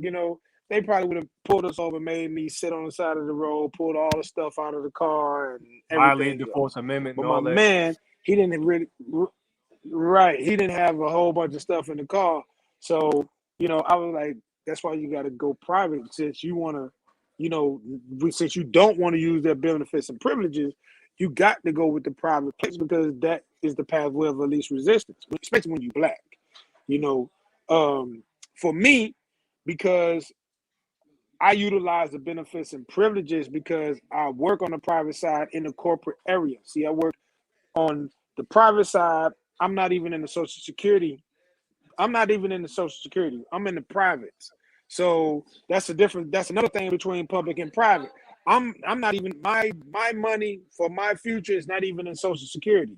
So what I work for doesn't even create money for the economy. See what I'm saying? That's on the private side. Whenever you're dealing with whenever you're working on the private side and you're utilizing benefits and privileges, they don't really want to mess with you anyway. When they realize that you're on a private side, even though you're utilizing a license plate, a license and registration, they really want to really want to use the pathway of least resistance also. You know what I'm saying? But me personally, I'm always going to choose the path of least resistance, and that's just using private plates. Yeah, agree. All right, so look, we got my man Consultant in here. What's up, What's Consultant? happening? What's happening? All right, what's good? Whoa, now what's happening, baby? What's happening? What's up, brother? How you doing, man? I'm cooling, brother. I'm cooling, man. That's what's up. All right, what's the deal, man? Yeah. Talk to me. Hey, I just been chilling, man. You know how I do. I just pop Yeah. on. See what y'all talking about. Oh, you know what it is, man. We gotta shine a star here today. Yes, sir. All right, yep. Yeah, Good man. info. I'm Good just trying to, info. I'm just trying to be there for my people, you dig, and just try to give information with and make it as easy to understand as possible because, you know, they try to complicate everything. They want to make everything so complicated to the point to where they want us to almost jump through all of these hoops to get remedy when we shouldn't even have to go through all this Nope. because they know Right. what's up, But they always going to create the path of least resistance. I mean, they're going to always create the path with the most resistance, especially with us. So we have to be super extra sharp because we're working against the institution of white supremacy. And I think a lot of people don't realize that you have an entire institution that you're going up against every time you have a run-in with the police or these politicians or different things like that. It's a whole institution, and Oh, is yeah. we have to learn quadruple. We had to learn so much information, and they got a whole group of people that specialize in certain things to combat us, who have to learn a vast variety of different things. So, always be cognizant that, man, this is an institution that you're going up against, and for you guys to continue to be successful in what you do against an institution that's geared to virtually have, to be the New England Patriots of law. Right. Right. You know what I'm saying? Right. And continue to have success. That's crazy. You know what I mean? Yeah. So, I salute y'all anyway, bro, because it's tough, bro. It's tough. I just stay out the way. For the last, for the last few years, I've been extremely, extremely lucky. I've been able to stay out the way. But, I have had run-ins with law enforcement who really didn't understand the difference between public and private. Yeah. They just understand law. That's it. Mhm. They don't understand the, and then another thing, when you start talking like that, they feel intimidated because they feel like, you know, you're trying to make them seem like they don't know their job. When it's not so much that you don't know your job, you just don't know this procedure. That's just it. You just don't know this particular procedure. Right. And what they're doing is they're just they just operate in ignorance for the most part. And not saying that they're dumb people, they just operating in ignorance where they don't know that you're not in their jurisdiction to even to try and pull these procedures that they're pulling. They just don't even see that part. You know, and a lot of people don't recognize that, especially a lot of these new young Moors. These new, they don't have no patience. The rise of the Right. Moors. Remember that? You saw that on the news. The rise Yep, of the Moors. yep. Yeah. Yeah, that Yeah, was they don't crazy. have no patience, man. They got to be patient, but they don't want to learn. They want listen. This is another thing. See, y'all read, y'all study, Mm-hmm. y'all observe, y'all use your five senses. They want y'all to give it to them. They don't. Yep. They don't want to. They don't want to. You know, put in that work you put in, and that's another thing. And then they'll get online and they'll film things saying these things, and then you get a whole old head Moors be like, bro, this is where you messed up at. You shouldn't even did this. You shouldn't even Right. did that. This is, and now you got to work super hard. You got to do a lot of research. You got to reach out to a lot of different people to get all these different remedies, you know, all these different procedures, file all these different papers, because they didn't really want to put the work in. You know, if you got, I just feel like people got to put the work in before you want to remove their benefits and privileges from your life. You put Right. that work in, you know, that study, then you can remove their benefits and privileges and get away from that social security number and start doing things, you know, a certain type of way. But They got to until you come at get it that from a work, business mindset. yeah, absolutely. Even But in they don't know how, court, it's they a don't know business. business. It's a business. It's the bank. Yep. It's Yeah. the bank. Yeah. It's banking business, man. I go So, in there making you know, jokes. He said that. Try to soften the move real quick. Yeah, it's a but you know business your meeting. shit. Let's You can do negotiate. that when you know your shit. You can go in there with, you know, be yourself. Yeah. You can be yourself when you know your shit, man. And I be like, bro, y'all go in there, y'all don't know y'all shit, but y'all want to, you know. Going there Right. spitting fire. They Don't know. watch. See, that's the thing. They watch y'all. They watch y'all. Y'all make it seem so seamless and so easy, and the way you explain it and you go through it, and it's, they like, oh man, they be all in, and they try to go on with that same thing and get jammed, They see it as jammed up. entertainment. It's a way of life. You know, Yeah, it's a way of life. And this is like for right. me, It and I know for is. A6 and probably you too, every day is studying. I got it from Malcolm X when I heard him say he read the Yeah. dictionary.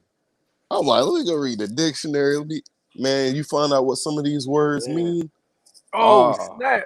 Hold on, yo. Everybody stop the press, yo. We got a superstar here tonight. Super Sly 75, yo. Everybody, yo. Super Sly, yo, please. Hey man. Yo, please bless me with your presence, sir. I'm gonna drop the link in here. Super Sly, please jump in this joint. This dude got bars too. This dude right here My got man, bars super too. duper, man. Super Dude duper. is good people's right Yeah, there, man. but We yeah, got an man, all-star squad tonight. you 100% right, bro. The first thing I did, man, was I jumped into that dictionary and I started, man, learning so much, man. When you see how people maneuver, when you start getting certain words, and you see how people are getting over on you by using words, man, it it's changed crazy. everything, Yeah, bro. absolutely, absolutely. That's 100% fact. Like we just talked about the words earlier, the word foreigner, and it basically said, pretty much a sovereign, a Right. foreigner. It was Right. literally in the dictionary, bro. And like the definition of foreigner there is completely different than the definition in the Webster's dictionary. So like, yo, it's a whole other language they're Yeah. speaking, and the wording is what basically gets over on people, man. Oh It's, yeah. it's amazing. The Department of Oh State yeah. even got a 1-800 number for anybody that holds like a U.S. national passport. They even got a 1-800 number for it.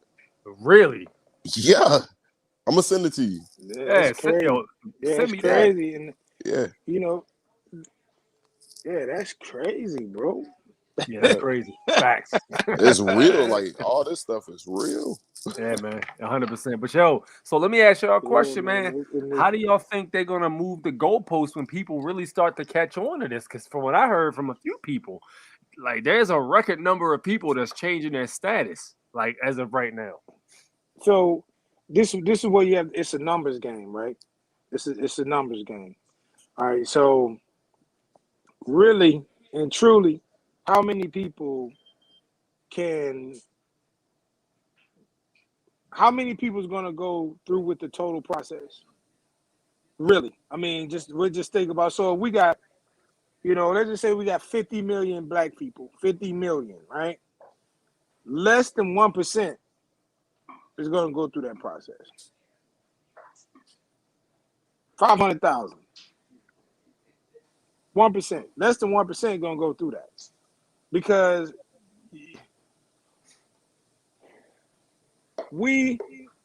so this is the thing. From now on, y'all got to stop looking at yourselves as a person that y'all look at yourself. And somebody brought this to my attention too. Y'all are educators now. Right.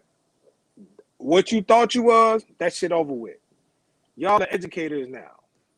And the thing about it is, when we get knowledge, we don't look at ourselves as educators. We look at ourselves as innovators. Well, we educated. I'm the first dude out my crew to get educated on this information. So I look at myself like I'm an innovator in my section of this, of how all this shit go. When I started looking at myself as an educator, it made it easier for my boys to come to me with questions. It made it easier for me to teach. I became more comfortable with explaining to people how this shit go. You know what I'm saying? Because, now, they call you Unc. Now they call me OG and all this other type of shit. But, at one point, I still looked at myself like, shit, I'm in it too, bro. I'm still trying to figure this shit out too. They keep moving the goalposts on us. They keep, adding new statutes and different things to the books, And then they write these laws as, 1,200, 3,000, 6,000 pages and slide little things in. And we don't find out until somebody gets jammed up on something. Right. Said, bro, I'm still in it too. But, we still have the obligation of, encouraging and educating our people, especially these youngsters when they doing so much stupid stuff, like, because they do feel like they ain't got no remedy for nothing. Right. Yep. You know what I mean? They don't feel like they got, they taking these plea deals, not knowing they got options, and then they get in there and get in the law library and they feel like,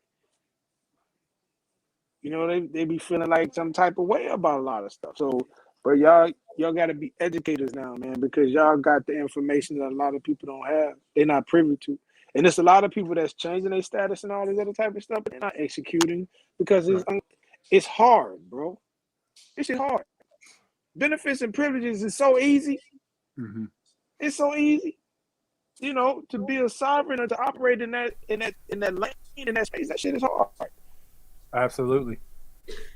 Yo, what up?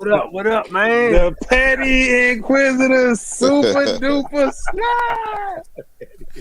Hey! Shout out to everybody. I'm just here as a fan. I'm here in a very minimal capacity. I'm taking notes just like everybody else. Word. I'll be the first to admit my sword is not as sharp as it used to be. Like Constantine said, it is a lifestyle, and if you're not prepared to do this and be engaged in this for years at a time, I fell off by the wayside a long time ago. I was like, you know what? I'm not. I thought I had it. That I had the vigor like the first 2-3 years. I was like, yeah. Come on, take me to court. Come on, put me in front of a judge. No, I'm cool. So it was the court thing that basically you was like, yeah, whatever. Yeah, well, they say, like you're not. You can't let them people intimidate you. Yeah, and they play so many games. They'll trip you up, and if you like. I ain't gonna front when the judge, like, when he buck up on you and it's like, oh, is that so, Mr. Hill? I'm like, oh, wait, let me and so I was like, you know what? It sounded good when I rehearsed it.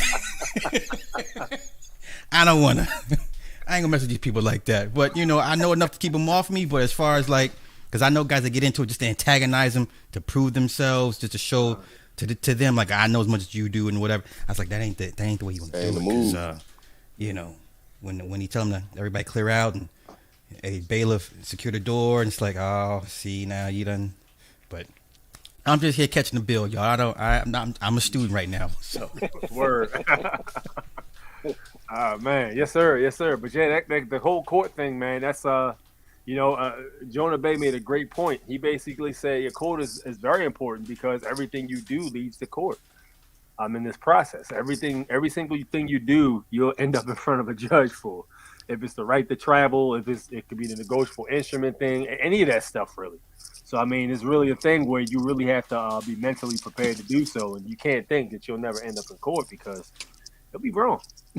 Yeah, I want to add to Form's point. You know, you got constitutional lawyers in D.C. that don't read the shit they bring out to them their damn selves. So I'm like, if they're not reading it or going through like they should, I mean, you know, unless you're that diligent to go through remember the whole national, what was Obama's healthcare plan, and some lawyers were like, I only got through 100 pages of it, and they go in front of the court and they're like, this is a tax, this is not about healthcare, and it's like, well, how can you say so? Well, I've only got through the first 100 pages of this law.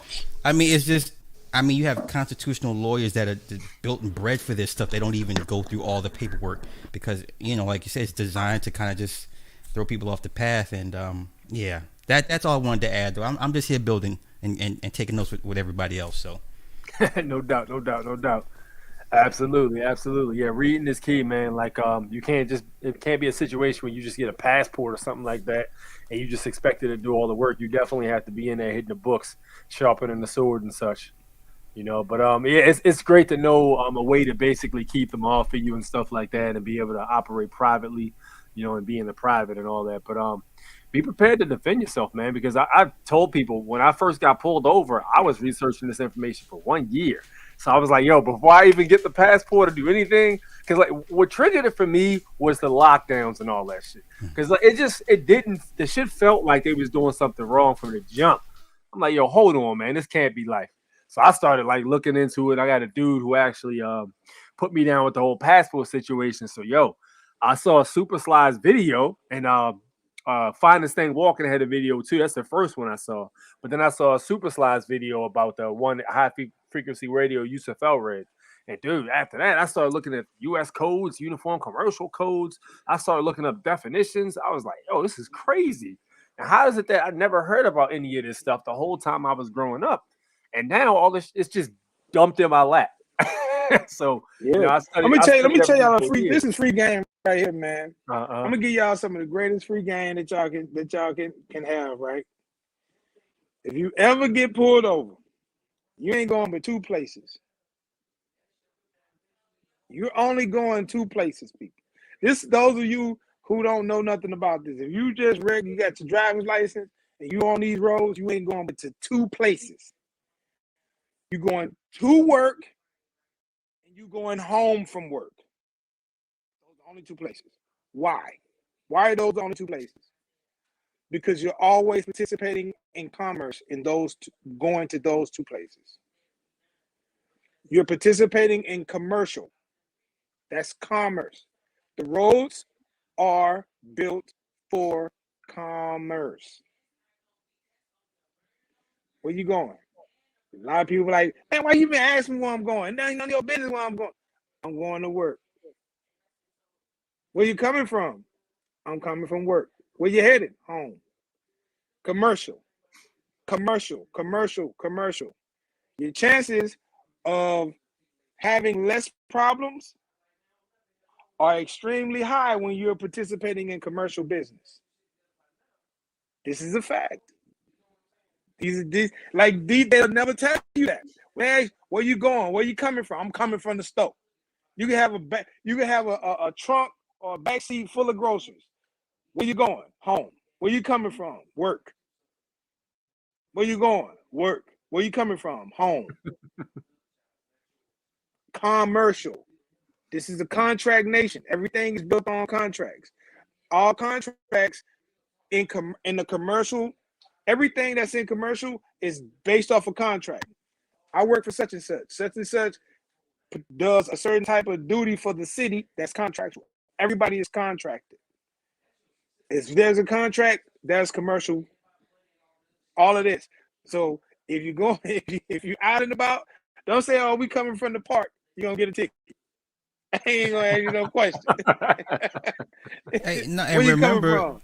when the first I come from lockdown work. happened, all the essential workers had a note from their employer because That's the only right. people that could be out on the road were essential workers. When it first happened, Commercial. and you get pulled over and be like, I "I'm still got good." my letter. Yeah, I still got mine in the trunk of my car too. Like, I didn't have no letter, and I didn't give a fuck. At the end of the day, bro, I knew, I didn't know how. I swear I didn't know how, but I knew what they were doing was wrong. And I'm like, I'm willing to argue Oh with yeah, them absolutely. over this shit. Y'all being sideways right now. And Oh I didn't yeah. get pulled Oh over, yeah. thankfully, and I had no passport. I was literally just technically I was driving around at the time. I had a license and I had attitude. So all I had no letter. I just think they was trying us. I Yeah. thought they were just trying us. I said, y'all gonna try us with this shit like that, bro? Y'all tripping, bro. Yeah. Like, bro, first of all, I live in Atlanta. Ain't nobody gonna be everybody outside, bro. It ain't never everybody been outside. Ain't never stopped going outside. Bruh. I used to go outside just when I ain't had nothing to do outside. I was like, yo, fuck that. They told you to stay out. I'm gonna stand out on the porch. I'm gonna stand out front. Like, yo, I'm not going out like that. And I'm a guy that likes to stay in the house. But the fact that they told me to go in the house was like, nah, bro. But I don't know, man. That's just me. Yeah, I was like, come on, man. hey, Yeah, it You was gonna wild. try us like that? you notice how they done convince the people to want to get rid of all private sectors, right? Because they want to equip. They got the people thinking Marxism is the same as private, and I see protests eliminate the private sector, the private companies. I'm like, y'all have no idea what you're asking for when you're asking to eliminate the private, and you just see that the majority of the people are dumb to the point where they don't do their own research. They'll do what the government tells them, and they're asking for their own demise at this point. You keep hearing tax the rich, tax the rich. Oh my you gosh. understand what that means, what you're asking for. So I'm taking notice, and I see the temperature, and I can't even be mad at these people for getting away with what they get away with because people ask for it at the end of the day. So I'm gonna drop off. I'm gonna finish taking notes from you guys. Y'all enjoy the rest of y'all night. I'm gonna catch these bars from you guys. I know. But ain't that what I said? Yeah. Hold on. So didn't I tell you that don't nobody give Esau his credit? Didn't I just say that? Y'all don't want to give Esau no credit. You see what's going on.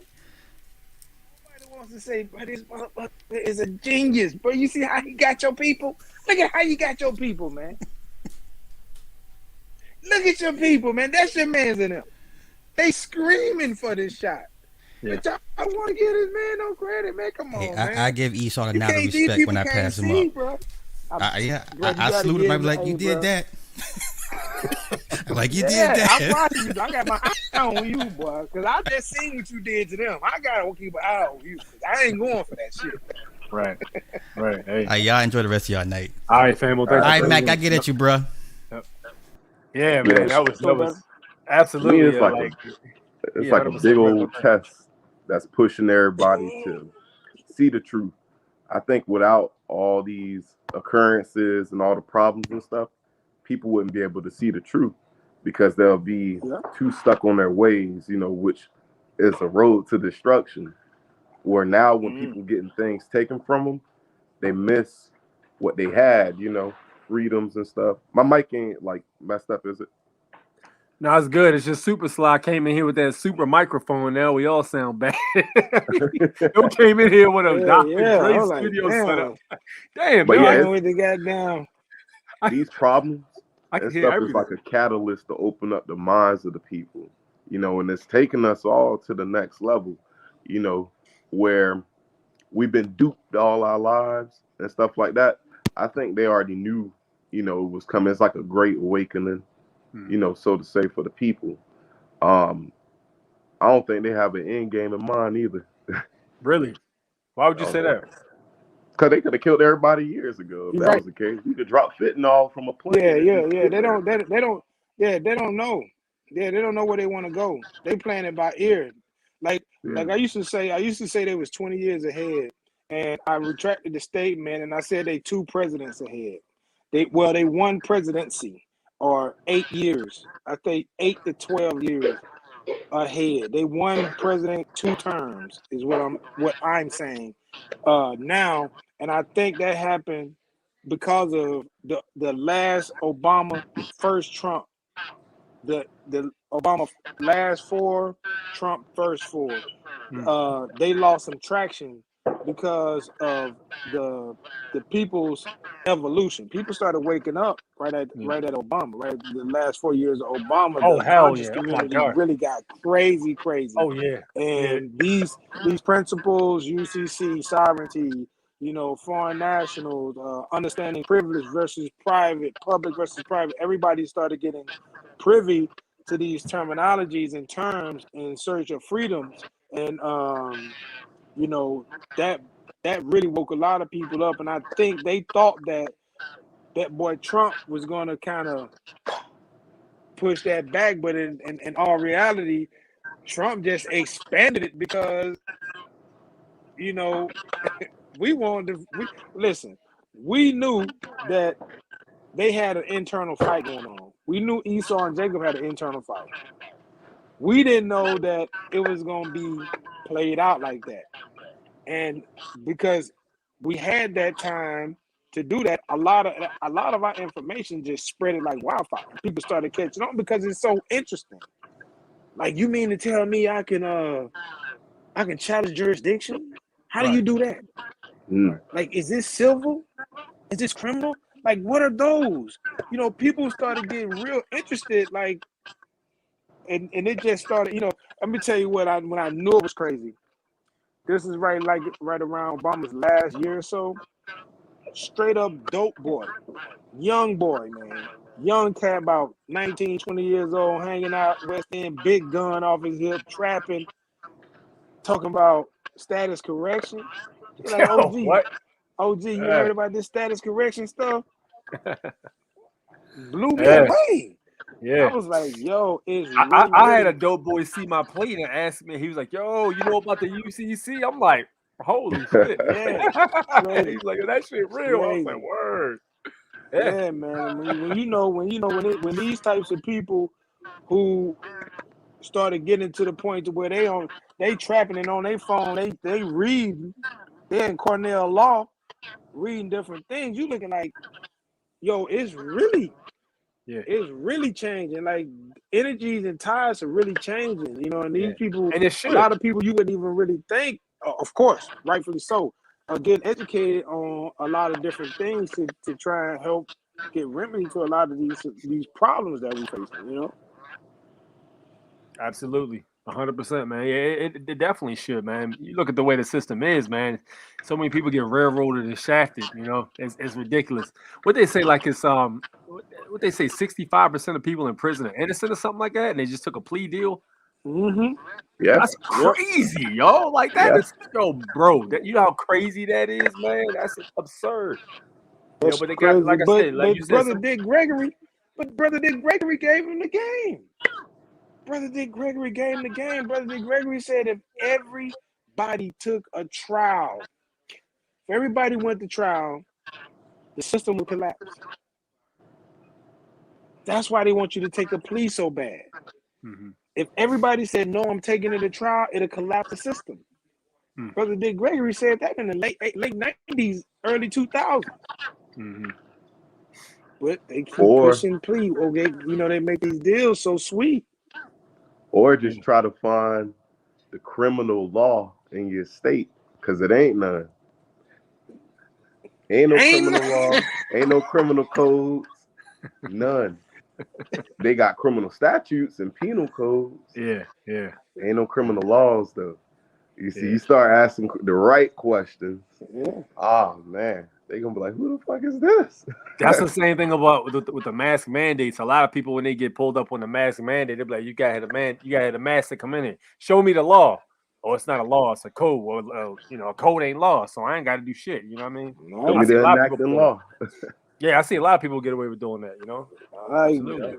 operating under the color of law is a crime. Oh yeah. Facts. That's what is that? 18 United States Code Title 242, Mhm. deprivation of license Yep. under color of law. Yeah. Yep. Mhm. Facts. 100% facts. I missed a lot of Yeah, so comments, man. A man, Mr. Mosabi says nobody in my family friends thinks anything is wrong. Wow. But yet, you know how crazy that is, bro. To like for us, I mean, you guys know, but like, yo, that's just so wild because we know what's going on, and everybody thinks this shit is normal. Like, do you not this is remember? not normal, man. No, hell This is no. not normal. Facts. It's crazy, man. He says, WTF, there's a number for a U.S. national passport. Wait so they can give me a new passport card. Yeah, You need to tell them reach. you lost it. They're gonna make you fill out a form though. Yeah, you had to reach out to them. They're gonna make you pay for it. That's the messed up thing. You got to pay for that joint.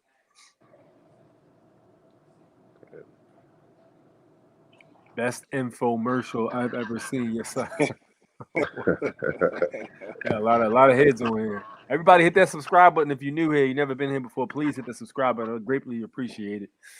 All right. Yeah, 60%. Jimmy says 60% or so. Yeah, I thought it was 65%. Decided 1978 Monell versus Department of Social Services. You can sue any corporation for any unconstitutional policies. That's interesting. I'm gonna make a note of that. Yeah. All right. Okay. So wait a minute. A lot of corporations have what? A constitution. That's true. Absolutely. Every state of Be they're all careful. corporations. Got corporate charters. Yeah. True. Be careful. Don't be trying to operate on the public side and it's a private company. Mixing public and private. Good Be point. careful. Why is authenticating the birth certificate from Pennsylvania, Philadelphia so hard? Actually, interestingly enough, it isn't. I saw a lady online. She went in and did hers, and I think she said it took like 40 minutes, maybe a half hour, something like that. But, she went right to the office, physically walked in the office. She asked them, where's the birth certificate authentication office? They sent her down the hallway. She went in and got it done. I don't know why y'all say it's hard. See, I want to tell you about Philly, man, because you got a lot of people in Philly that do this. Oh yeah. Yeah. Philly is like a hotbed. You know what I'm saying? So they gonna automatically make everything hard. Man, Well, that's that the shit is Republic like, capital, right? yeah, that shit easy peasy down south, man. Mississippi, Louisiana, Georgia, Alabama. They don't know shit about that. They just be like, okay, send you the long form birth certificate, everything, man. File that shit on the record, all that shit. They don't know. You know what I'm saying? Florida too. Yeah, here in Florida. And Maryland's pretty easy. Yeah, I didn't know it was hard in yeah, Philadelphia. So what did they make you go through in Philadelphia? Yeah, Why bro. is it? What do you Philadelphia, mean? New York. In New York, I heard you can't get that shit. They are like, they be asking you a million questions, man. Feel free to sue government entities under the Hobbs Act too. Okay. Oh man, that's crazy. Great conversation, man. So any closing statements? I know you got stuff to do, bro. I'm gonna let you go ahead and move out.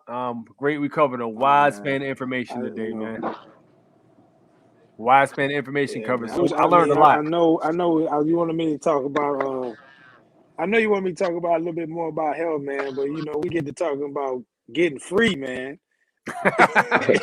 yeah. I know. Trust me, that's the meat and potatoes everybody wanted anyway. I could help you with diet real easy, but getting freeing yourself and freeing yourself mentally and physically from these changes, that becomes like important. Oh, I was going there next, man, with the whole entire sovereignty thing anyway. You know what I mean? We are in a matrix. The body is energy source of this corrupt system. They trying to put you in that Hold on, wait. Let me ask you something. Carl. Let me ask you something. In the Matrix, where did they tap in at? They tapped in back here, right? Cerebellum, right? They tapped in right there in the medulla oblongata, right? Where consciousness exists, right? That's what Esau told you, right? But how is the body created? Is it created from back here? It's created from that little bitty knot you got in the middle of your body Pineal gland. called the navel. You're Oh, built snap. from the gut out. So the matrix, you have to reverse it. Don't say never gave you no free game. Though. Bars. More bars. You see what I mean? The Esau works like that, bro. All right. The body is an energy source, but the energy source doesn't come from here. All right, so Laurie says, yeah, we can't do that in New York. The birth certificate thing. That's wild, yo. So I guess you have to you can do a New Bible York is- copy though. But from see, what I New York understand. City's a municipality. So New York is one of the 12 municipalities. If I'm gonna send you the video. You remember the soldier who was supposed to be disseminating the shots when he came on and did the little press conference? He was like, "We're gonna go to 50 states and 12 municipalities and 4 territories or whatever." New York is one of those municipalities. So there is something different going on in New York City. I ain't quite put my finger on it, but New York City is something different going on there because they are reclassified as something different outside of the state of New York. We gotta have Tony Cooper on here, man, because he actually is very familiar with what's going on in New York. He's always got books in his hand too. Wish he Yeah, was I on need here. tap him and see if there's something different going on, and why would they classify when they was classifying, the movement of how they're going to, spread the COVID vaccination at the time. Why would they consider these municipalities instead of parts of the state? That's a good question. Yeah, that's I'm gonna news to me, I'm man. gonna forward you the video of what he said because his speech was on there, and I thought that was very interesting that they would, single out certain cities as municipalities instead of part of the states. Right. Jimmy Bennett says that Constitution charter doesn't give them immunity from suit.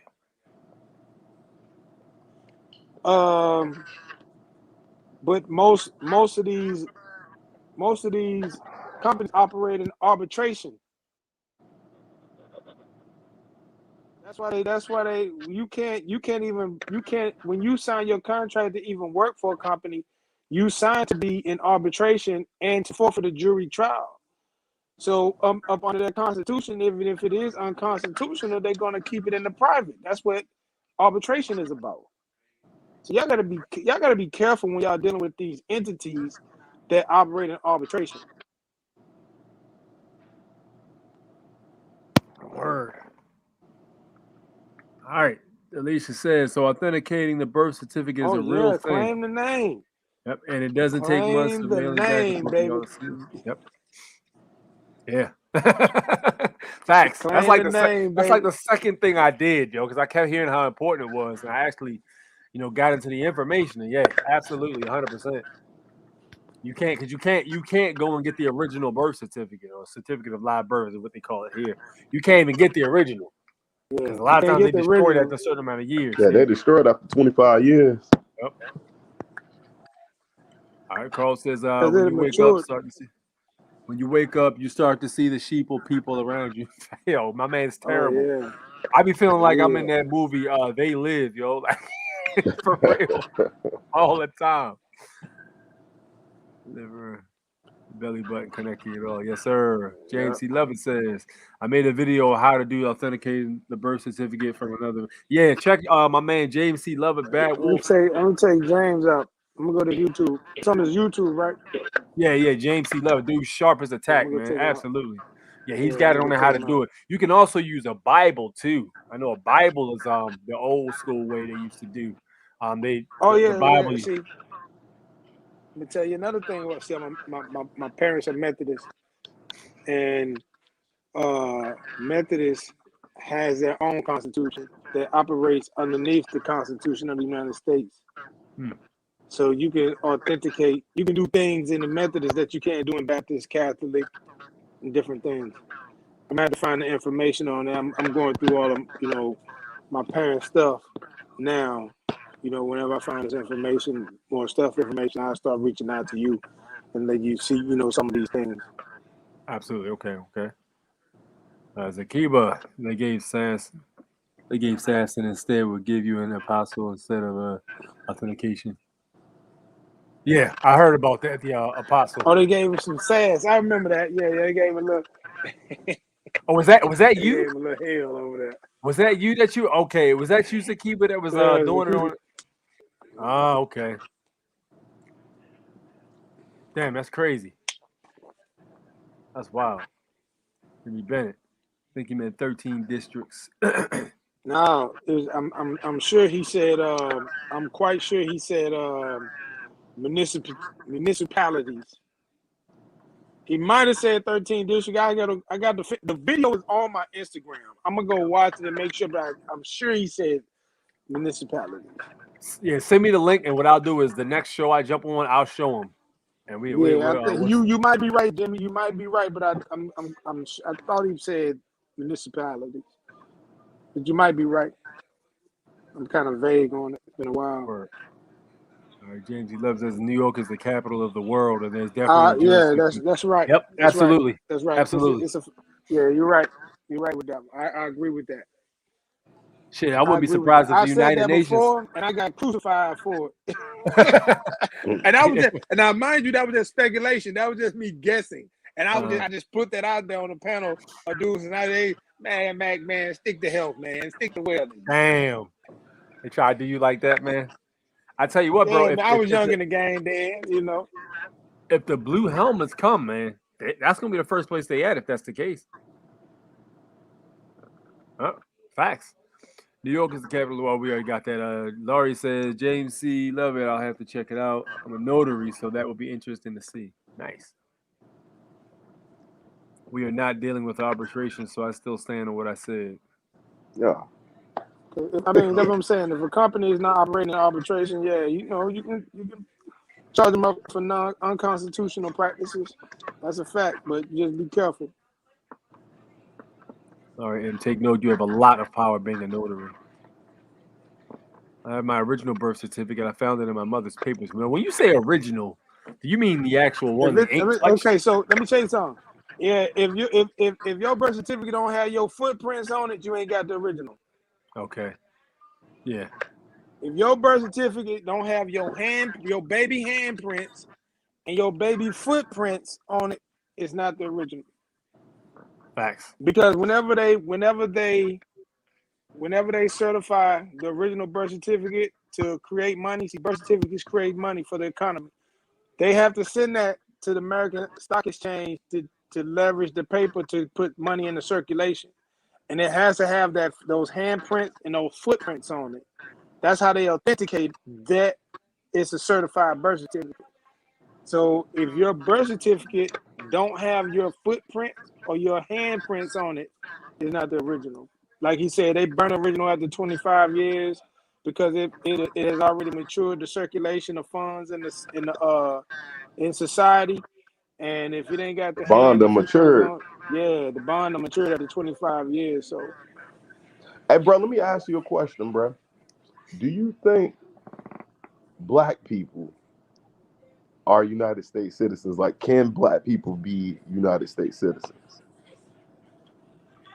You know where I'm going with that, right? Like, yeah, I know, man. Yeah. Like, I can't figure it out.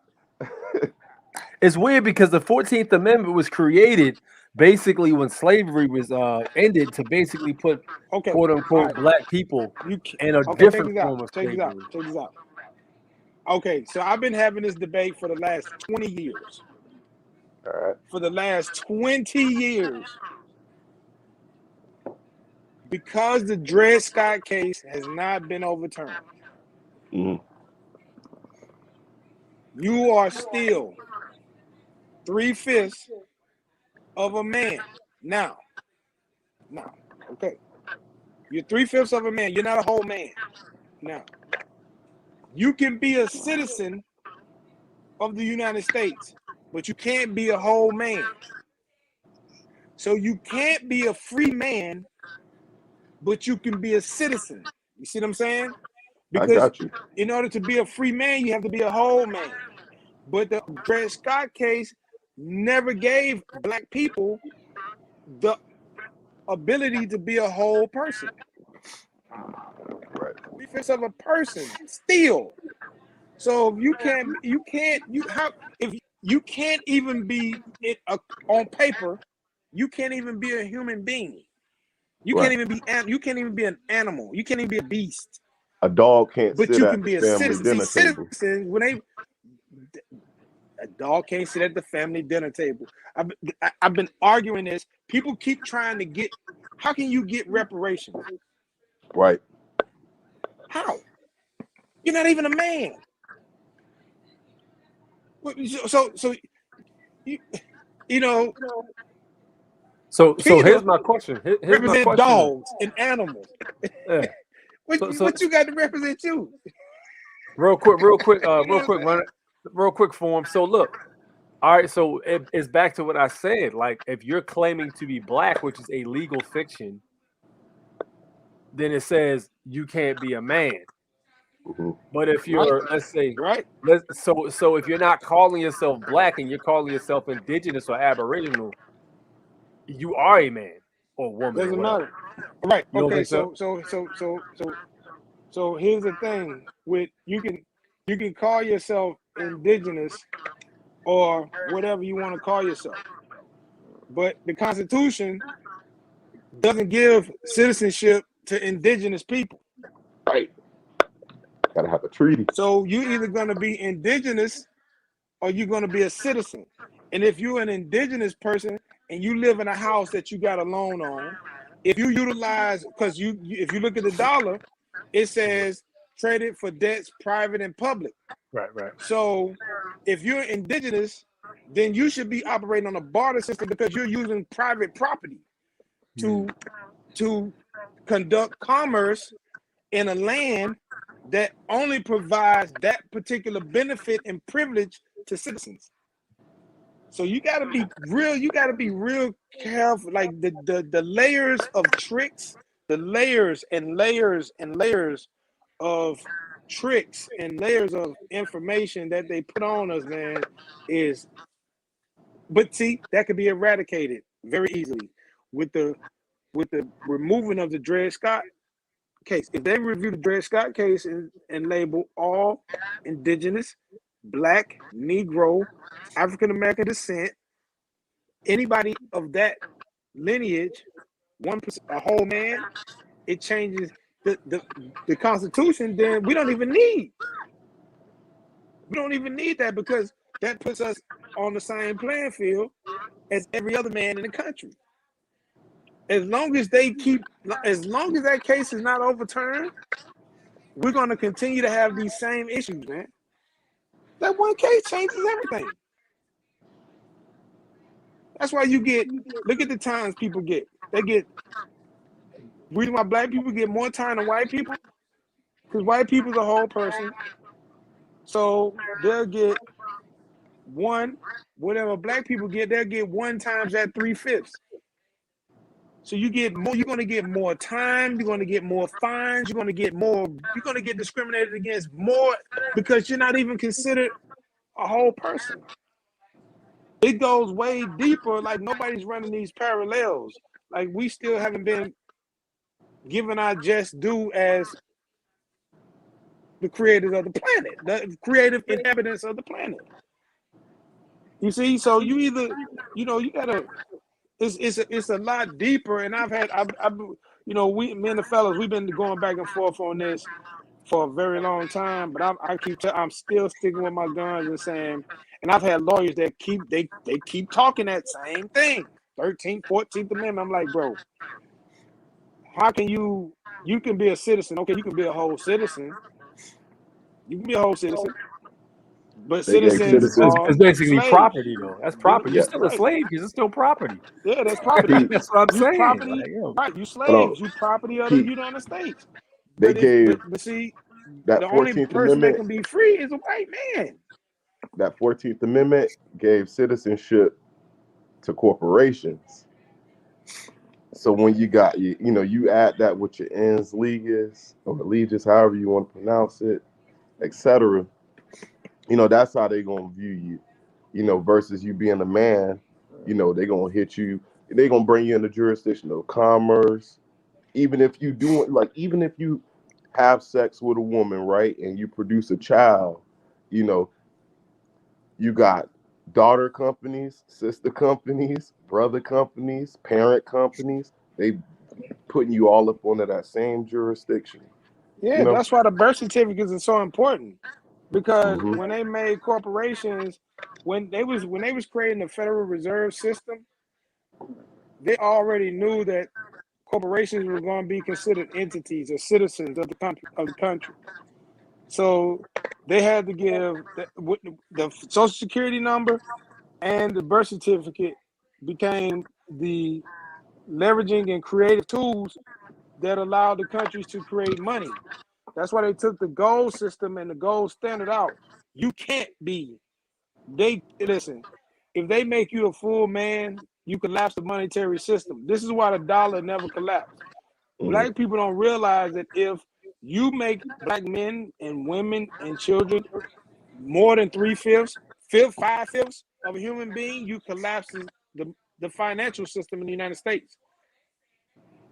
Because the financial system in the United States, money is created by live births, certifications of live births.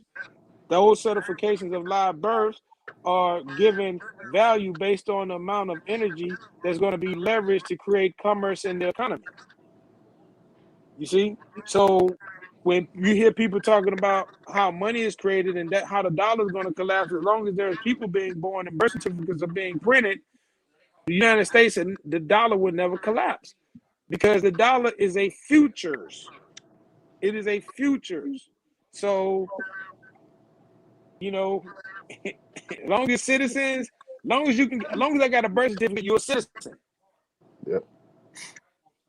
The money's already been leveraged. Your future labor has already been leveraged to create money for circulation. What the problem we're running into now is that we have so much money in circulation around the world, so much cash, that they really don't know how much money is out there.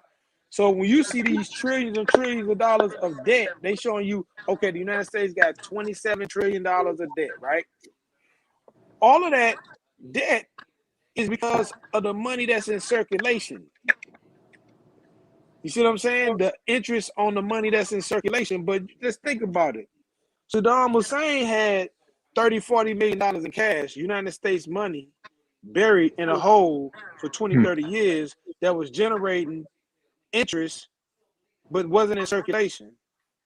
El damn. Chapo got a house made out of American cash, hundreds of millions of dollars that's out of circulation, but they earn an interest. So now you start having to look at how the FBI, the CIA is moving, because the CIA are the enablers of these different people. So they create these fictitious. All of this shit is fictitious because money is designed to be in circulation because it's leveraged future labor. It's energy. And if you got all of this money in all of these different countries, like the Mexican people come here, work, they get cash, they take the cash back home. That money is in circulation in Mexico. That money's not circulating here in the United States. The same thing in Canada, the same thing overseas. Because when I go to other countries, shit, they can't wait to take my dollar. You see what I mean? That money is not in circulation, but that money is creating interest here in the country. So that's why when people be talking about the trillions and trillions of dollars, and they talking about China have bonds. They have your birth certificates, like the mortgage-backed bonds when the mortgage industry collapsed, and they was putting that paper together. They was They putting got A paper on securities. top, B paper, and then they was putting all these different subprime mortgages sandwiching in paper. That's what they doing with ghetto children who's not living. Cause see, if a young man died before the age of 25, what did he just say? They burn the bond at 25 because it matures. If you die before 25, that's free money. Yep. That's why they're trying to lock you up, because when you're locked up, that's like death too. That's just like that. That's free money. That's free money. So they create. They that's how the compound the riches interest get on the rich. bond. Yeah, they compound the interest on the bond. That's free money. That's how you can have Elon Musk and these super rich people be so much farther ahead on the game, because you look at how many people died before the age of 25. Red, black, green, orange, yellow, doesn't matter. Yep. Facts. It's crazy. These vaccines also going to attribute to that too. People taking these vaccines. Oh my God. Oh, Like let the me show you Travis what the Scott vaccine's concert, doing, man. right? Let me show you what the vaccine's doing, right? We know in the lab between 2015 and 2030, you're gonna have 15 to 30 million baby boomers retire. They're gonna need their Social Security. You think we're gonna be able to pay all these baby boomers their money? Absolutely not. But I mean, Absolutely not. here's the thing, though, man. If you start to look at, like you said, it's all fictitious. At the end of the day, the money is goddamn not even. It's not even a real thing. So if it's like however much they need to, the money of No. account, It's real. the money of It's account real. can No. but the money of account can never equal the cash that's in circulation. Correct? No. See, here's the what I'm thing. See, people, you have to understand how the money is created. You have to go back to how the money. Okay. We got baby boomers that's retiring. We're gonna have people, 30 million people that's put in 40 years of energy into an economy to generate commerce. 30 million. If you look at the 30 million people that's been working since 1940, generating commerce, they're utilizing energy because, like I said, the birth certificate is leveraged energy, future labor. They created jobs, they work jobs. They use their energy for labor to create an economy. The economy is created off the labor of the people. These people have generated an erroneous amount of money in circulation in the country. Now, you come to our generation, which is going to be the 35 to 45. Let's just say 35 to 50, right? We were a little bit down behind them because we became what? Entrepreneurs. We didn't work as hard. The factories are gone, so we had to be more creative. We got money on the internet. We did a whole lot more things utilizing a lot less energy, right? So we're not gonna be able to. They keep telling us, Social Security gonna be gone by the time y'all get a certain age, right? The reason why they're saying that is because we didn't leverage any energy the way the old folks did because of innovation and technology. These people are about to retire. All of these people have pre-existing conditions. COVID hits. We done had more deaths between the ages of 55 and 80 than any time in known history. All of these people are the people that's going to be collecting that Social Security. And in the next 10 years, they're expecting more deaths because these are the people that's going to break the system. They've known for 20, 30 years that the baby boomers was going to collapse the system. The system, the reason why the system collapses is because you got so many people that does not contribute energy to commerce. What your parents always say, I work myself to the bone. I did this, I did that. My mama tell I had a job since I was 13 years old. These people actually contributing to society. For us, we entrepreneurs. We ain't finna be out here, I'm not finna go to the farm like my mom and them did. I'm not finna pick no goddamn peas and bale no hay and milk no cow. I'm not finna do that. You know what I'm saying? I'm gonna learn a skill. I'm gonna get educated. I'm gonna work more with my mind than I am with my physical body, right? So, it's easier for us to generate income without doing as much work. So if we're not doing it, if we're not putting energy out there to create commerce, then that pool is gonna tipple over if 30 million people, 30 million old folks go home and need they $2,000 a month. That'll that'll collapse because you ain't gonna have 30 million people to go in the workforce in the next 10 years. Yeah, good point. I told You them to see? pay me in So crypto. yeah. That's another thing too. The crypto is Hey, going to be is going to be the game changer, man. What's your opinion on Man, let me tell crypto? you what they're gonna do with crypto. I've been in crypto a lot. I've been in crypto for a long time, and I'm getting money off of crypto, so I ain't really mad at it. Please Okay, divulge. so so I ain't really mad at crypto. I've been getting money from crypto since 2010. You know what I mean? Okay. So, but here's the thing about crypto. Crypto is a trap. It's a mouse trap, right? Because when crypto first came out, y'all are products of the torrents. Y'all are products of Pirate Bay. We all, Line Wild. Y'all know how we did it back in the day.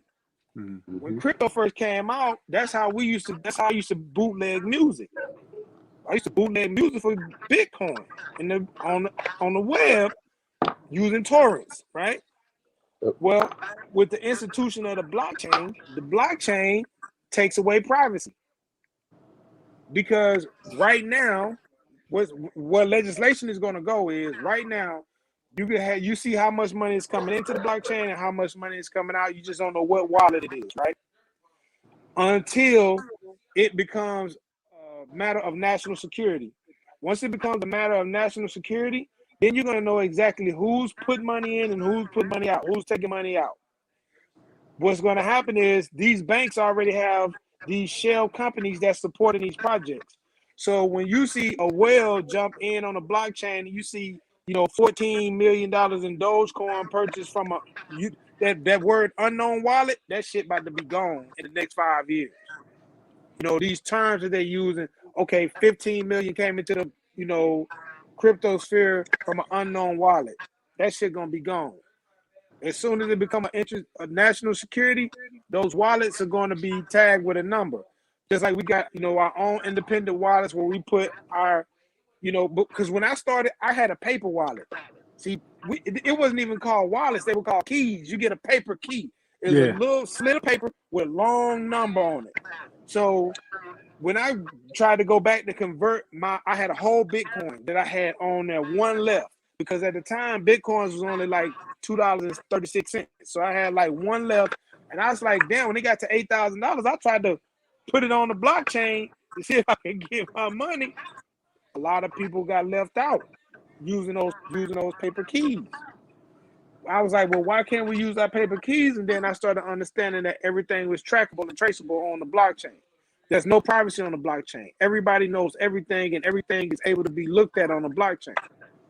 Yeah. Origination and so what blockchain essentially is doing, what they're essentially doing is whittling off privacy. They're going to whittle off privacy. That's the reason why it took them a minute to institute taxation. I'm a blockchain developer. You see what I'm saying? Eventually, under national insecurity, they're going to fucking want to know where that shit come from and where it's going. They're going to want to know sooner or later. Yeah. They ain't never going to find out. It's one of them things.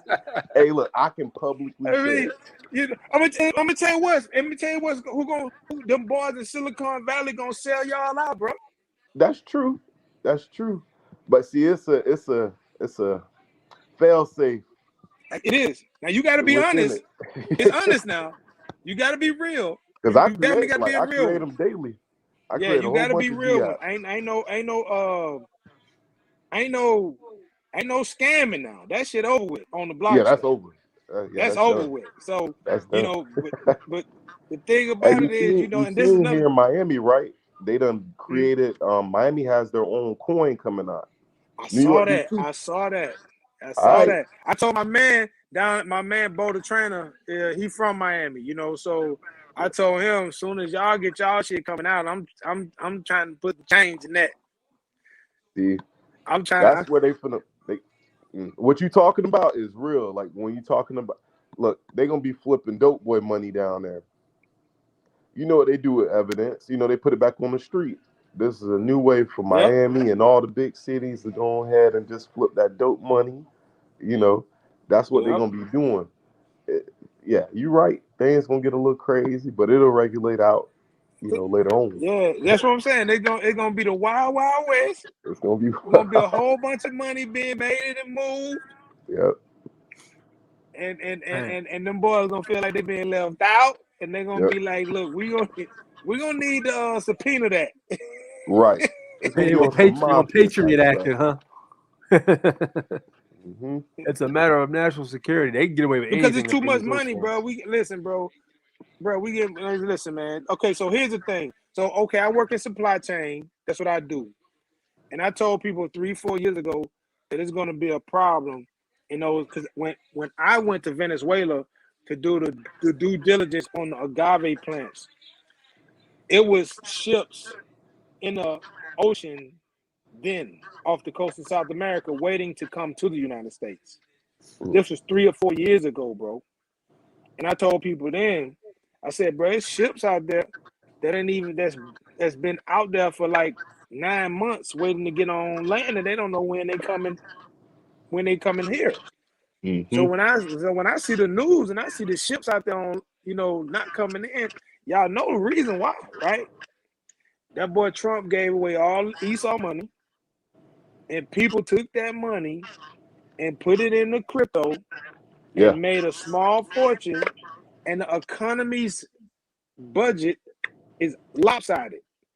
And until Esau get his money back, them ships gonna be trickling in Mm-hmm. until he recoup his money that boy Trump gave away with interest. That's why he pushing so hard to tax unrealized gains and all this other type of shit, Pete, because people we done just came. flip their money. Hey, Pete, we just came back from El Salvador earlier this year. Pete, you heard about them. You know, Yeah. they wanted to be one of the first countries that's like completely Bitcoin, you know? Word. Pete, hey, housing out there when we went, keep in mind, ain't no tourists out there, number one. But number two, the housing out there, you can get, baby, how much was it for like a plot of land, like 2 acres in the house? It was like $10,000. Damn. 10,000. Oh. Shit, I am with that. Ah, Start saving. need that. About 10,000, right? 10,000. Man, I got the videos on it. That's crazy. That's Yeah. crazy. yeah. That's That's crazy. crazy. But yeah, All man, right, so that's gonna be. Hey, what is man, your my advice thing, to any? my thing with them is No, Huh? what is your advice to anybody that's trying to get in on who's trying to make some money in terms of the Bitcoin or whatever or any crypto with all the information you just gave us and anybody who's trying to make some investments? What would be your advice with the coming Mine? circumstances? Either one of you guys. Shoot, my advice is to learn how to code. Everybody should just take a course. Hell, you can find free courses on YouTube and stuff. Learn how to develop apps, be a creator, you know, versus like an investor. Be a creator inside of this if you're gonna do it. And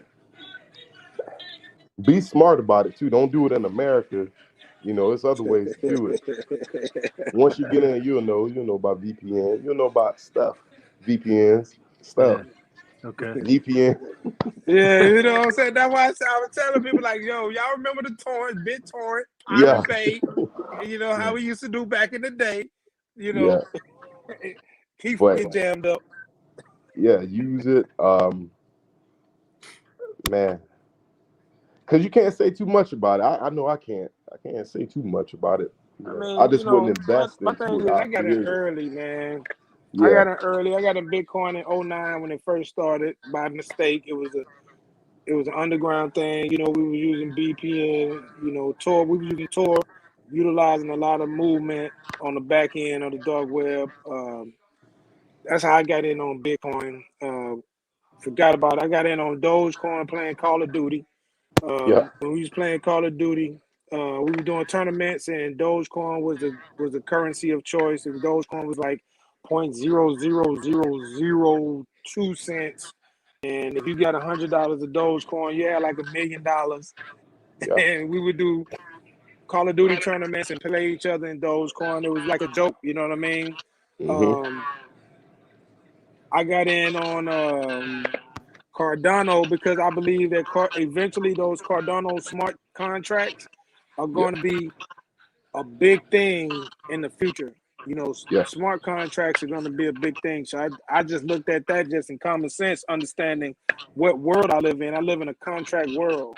And Yeah. anything that's going to make contracts easier to do, I think that's going to have some value there. You know, I looked at Ethereum because everything runs off Ethereum. Everything is Everything running run off off Solidity, Ethereum. So Ethereum. Yep. I was like, damn, you guys, yeah. So I was like, I gotta throw some bread over there because that's where everything is moving. With Dogecoin, I ain't gonna lie, Dogecoin, I just got lucky. I just happen to have a whole bunch of Dogecoin that I forgot about from video gaming, and then when the shit hit 71 cents, all of my dudes in my clan was like, "Yo, you still got those Dogecoin?" I was like, "Yeah." He's like, "Yo, they 71 cents." And when I looked at it, I was like, "Oh shit," So, and that allowed me to go in and buy, look at other projects. You know what I mean? And buy into other projects. So what I did was I just put for a while. I just put like maybe $5 in the 6 different major projects. Another Yeah. project that I believe in is Audius, because Audius is putting all of the music on the blockchain. Yeah. And anybody that's an artist, I feel like Audius and audio is going to be a major project to where with me and Superfly talked about it the other day. The group out of London is buying all the masters up from everybody. I And I heard think about the they're masters. gonna Yeah. create they're gonna create that platform on the blockchain, and they're gonna use Audius. You know what I'm saying? So I think that's a good product, to look at, to put some money back. Now all of these coins that I'm talking about, all of these projects I'm talking about, they done already 10 and 100 fold. You know what I mean? Yeah.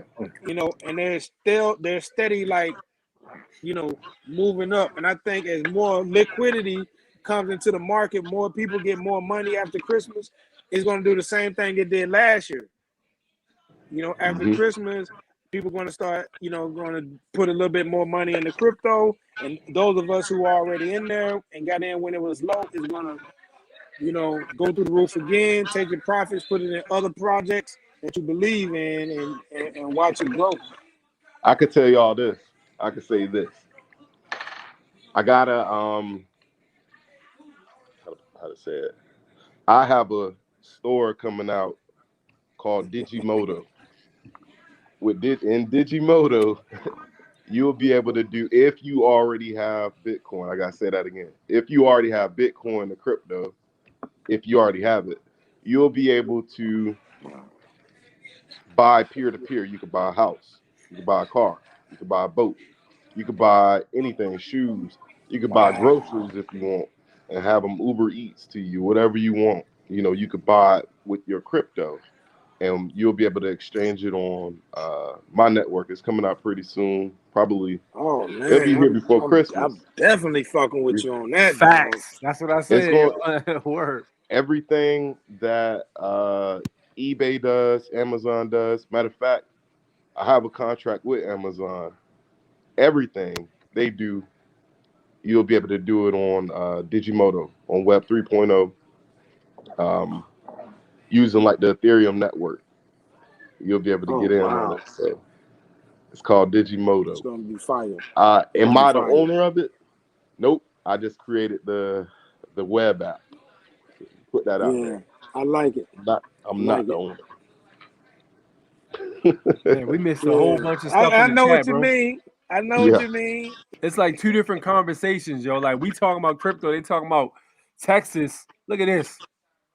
He's talking about the people in Texas created their own currency. I'm trying to figure out where it was right here. He said something about they created their own silver or something. Oh wow. Yeah, he was saying that they taking back the state Texas, basically the republic. Yeah, that's crazy. But yeah, it's two different conversations. He says this crypto thing is going quantum system. From my sources, it's in place but needs to be switched on. You can thank Russell J. Gould and David Wynn Miller. What does he mean by quantum? What do you mean by that? Hold He on, talking about syntax. wait.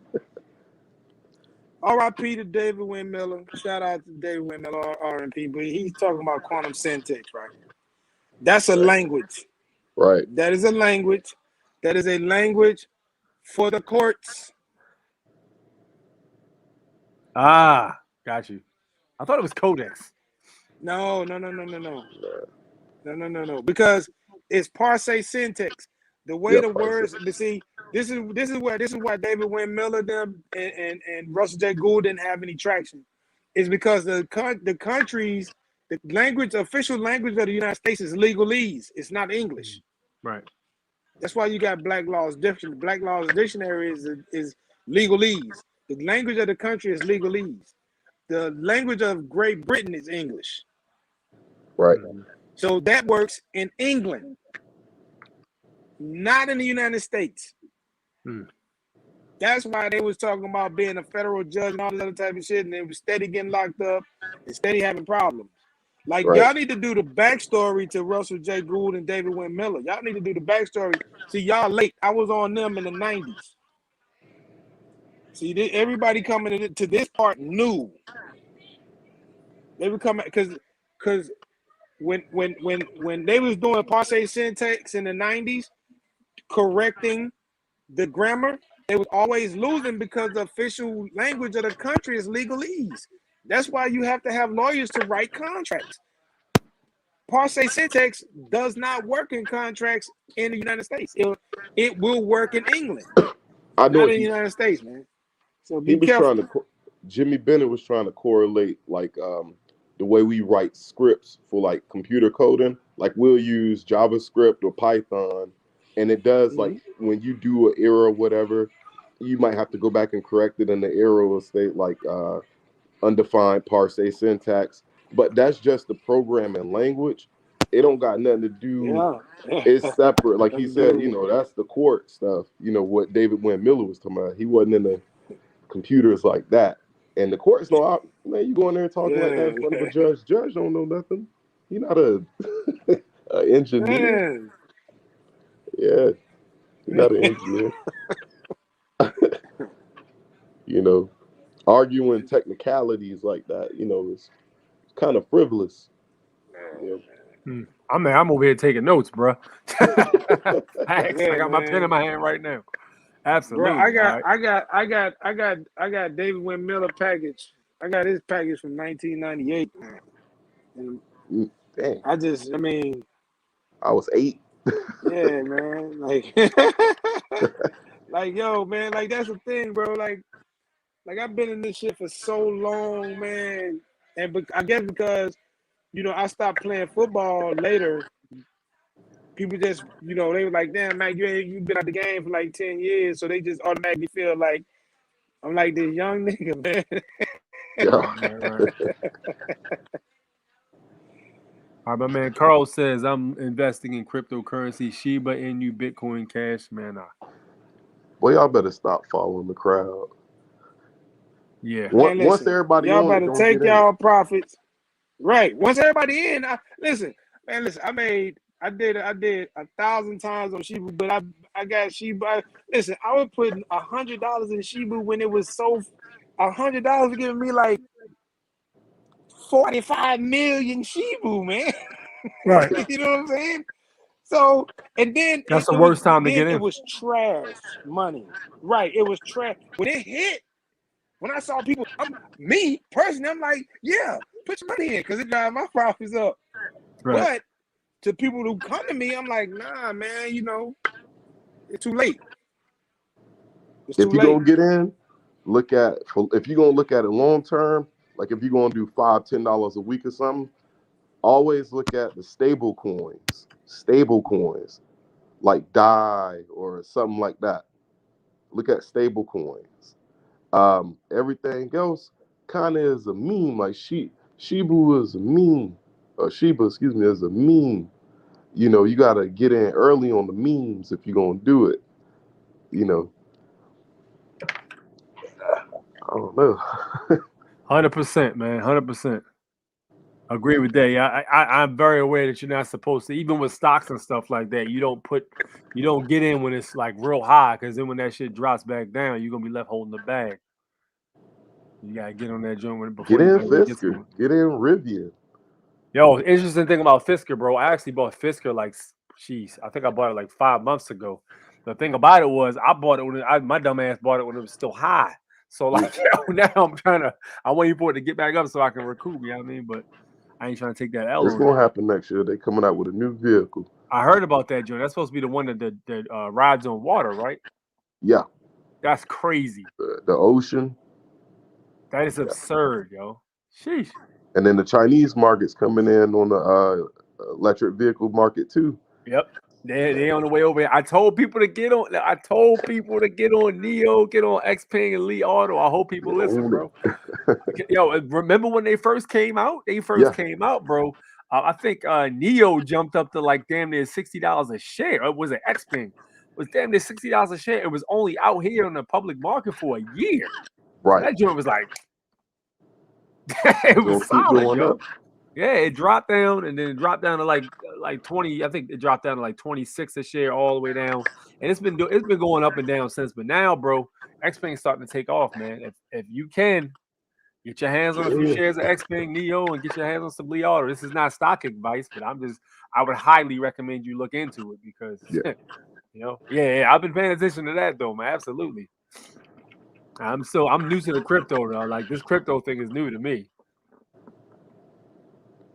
Aurora Cannabis is another good one I was telling people about too, because Aurora Cannabis spiked at like I think $20 last year, and anybody because they're less than $10 and you can get a bunch of shares of them, man. You get a whole bunch of Aurora Cannabis. Sit on it, wait for it to pop. Interesting story, man. With that AMC, I was always planning for AMC to make a super comeback, man. Because if you remember, before the pandemic hit, AMC was like $5. Yeah. It was like $5. AMC was hurting, bro, because the damn Netflix and all that was killing their ass. So then that people stuck in the house all that damn time wanted to go out to the movies and stuff like that. Like, yo, that stock is gonna be at least $30. I remember it did that freak jump up to like what did it jump up to like $20 or something like that overnight, bro. I looked at my app like, am I seeing this shit right? Like, yo, it's this shit. This shit jumped from like I think like $13 up to like $18 overnight. So anybody that has a solid piece of share of that made some cheese. I was like, yo, God bless them motherfuckers. Real. I'm not on mute. What are you talking about? Oh, she said Mac. They said you on mute, bro. Well, now you're on mute. Now you're off mute. Yeah.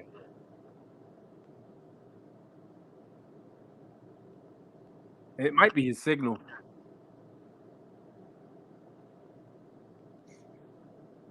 Go to sleep. Go to sleep.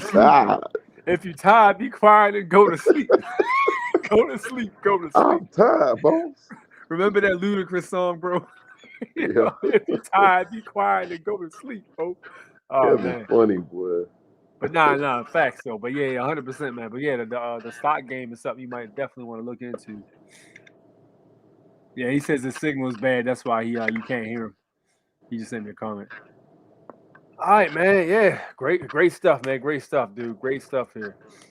She says, I love that song. Yeah, Ludacris had some good music back in the day, man, when he first came out. I'm laughing. yeah, absolutely. So yeah, man, the crypto is the way to go, man. The stock market is definitely moving and grooving with the stock market, man. Keep studying, keep hitting the books, Keep studying your rights. Continue to dig into history. Have these interesting conversations. Compare your notes with others, man, because you might have a new understanding of the information listening to somebody else's point of view and then comparing what you guys research. Because stuff like this, the establishment is not going to have that conversation with you. I learned a lot. Well, yes, Yeah, sir. I did too, bro. This is great education, bro. I'm definitely, thank you so much, Forerunner, for coming through, man. We'd be glad to have Yes, you back at sir. any time, man. Because, dude, the amount of information dropped in that damn near 3 hour span, bro, was well worth it. That boy 100%. own it. Oh man, it was great stuff, man. Great stuff. Hope you guys enjoyed today's show. Thank you for coming through, consultant. I know Super Sly ain't on here right now. Thank you for stopping through, Super Sly, and all of you guys watching. Greatly appreciate that, man. It's always good to have the fam in here, man. We will continue to come live. Next Sunday, I'll be live at 9 p.m. Please jump in and we will have these conversations. I'm going to go ahead and pass the floor over to Forerunner. Nah, he ain't got no sound. Forerunner, do me a favor, bro. Put your information to anything you want to plug, yo. Put it right there in the comment section. I'm going to put it on the screen. So your website, your Instagram, all that good stuff. Put everything up there. Make sure y'all go subscribe to the Forerunner's YouTube channel. He's gonna put it all up. And definitely, man, go jump on his website, buy stuff off his website, whatever, man. Support the man, Because this kind of wisdom, you don't get it every day, man.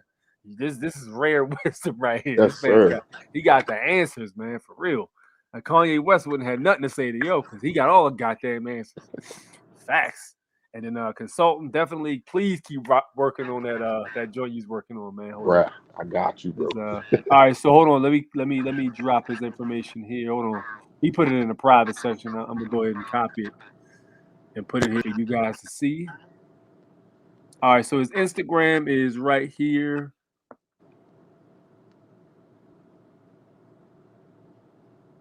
There you go. That's his Instagram. If you want to follow him there, please do so. And let me grab up the YouTube real fast. I'm gonna go subscribe. I think I might already be subscribed to his YouTube, but if not, I'm definitely gonna do that.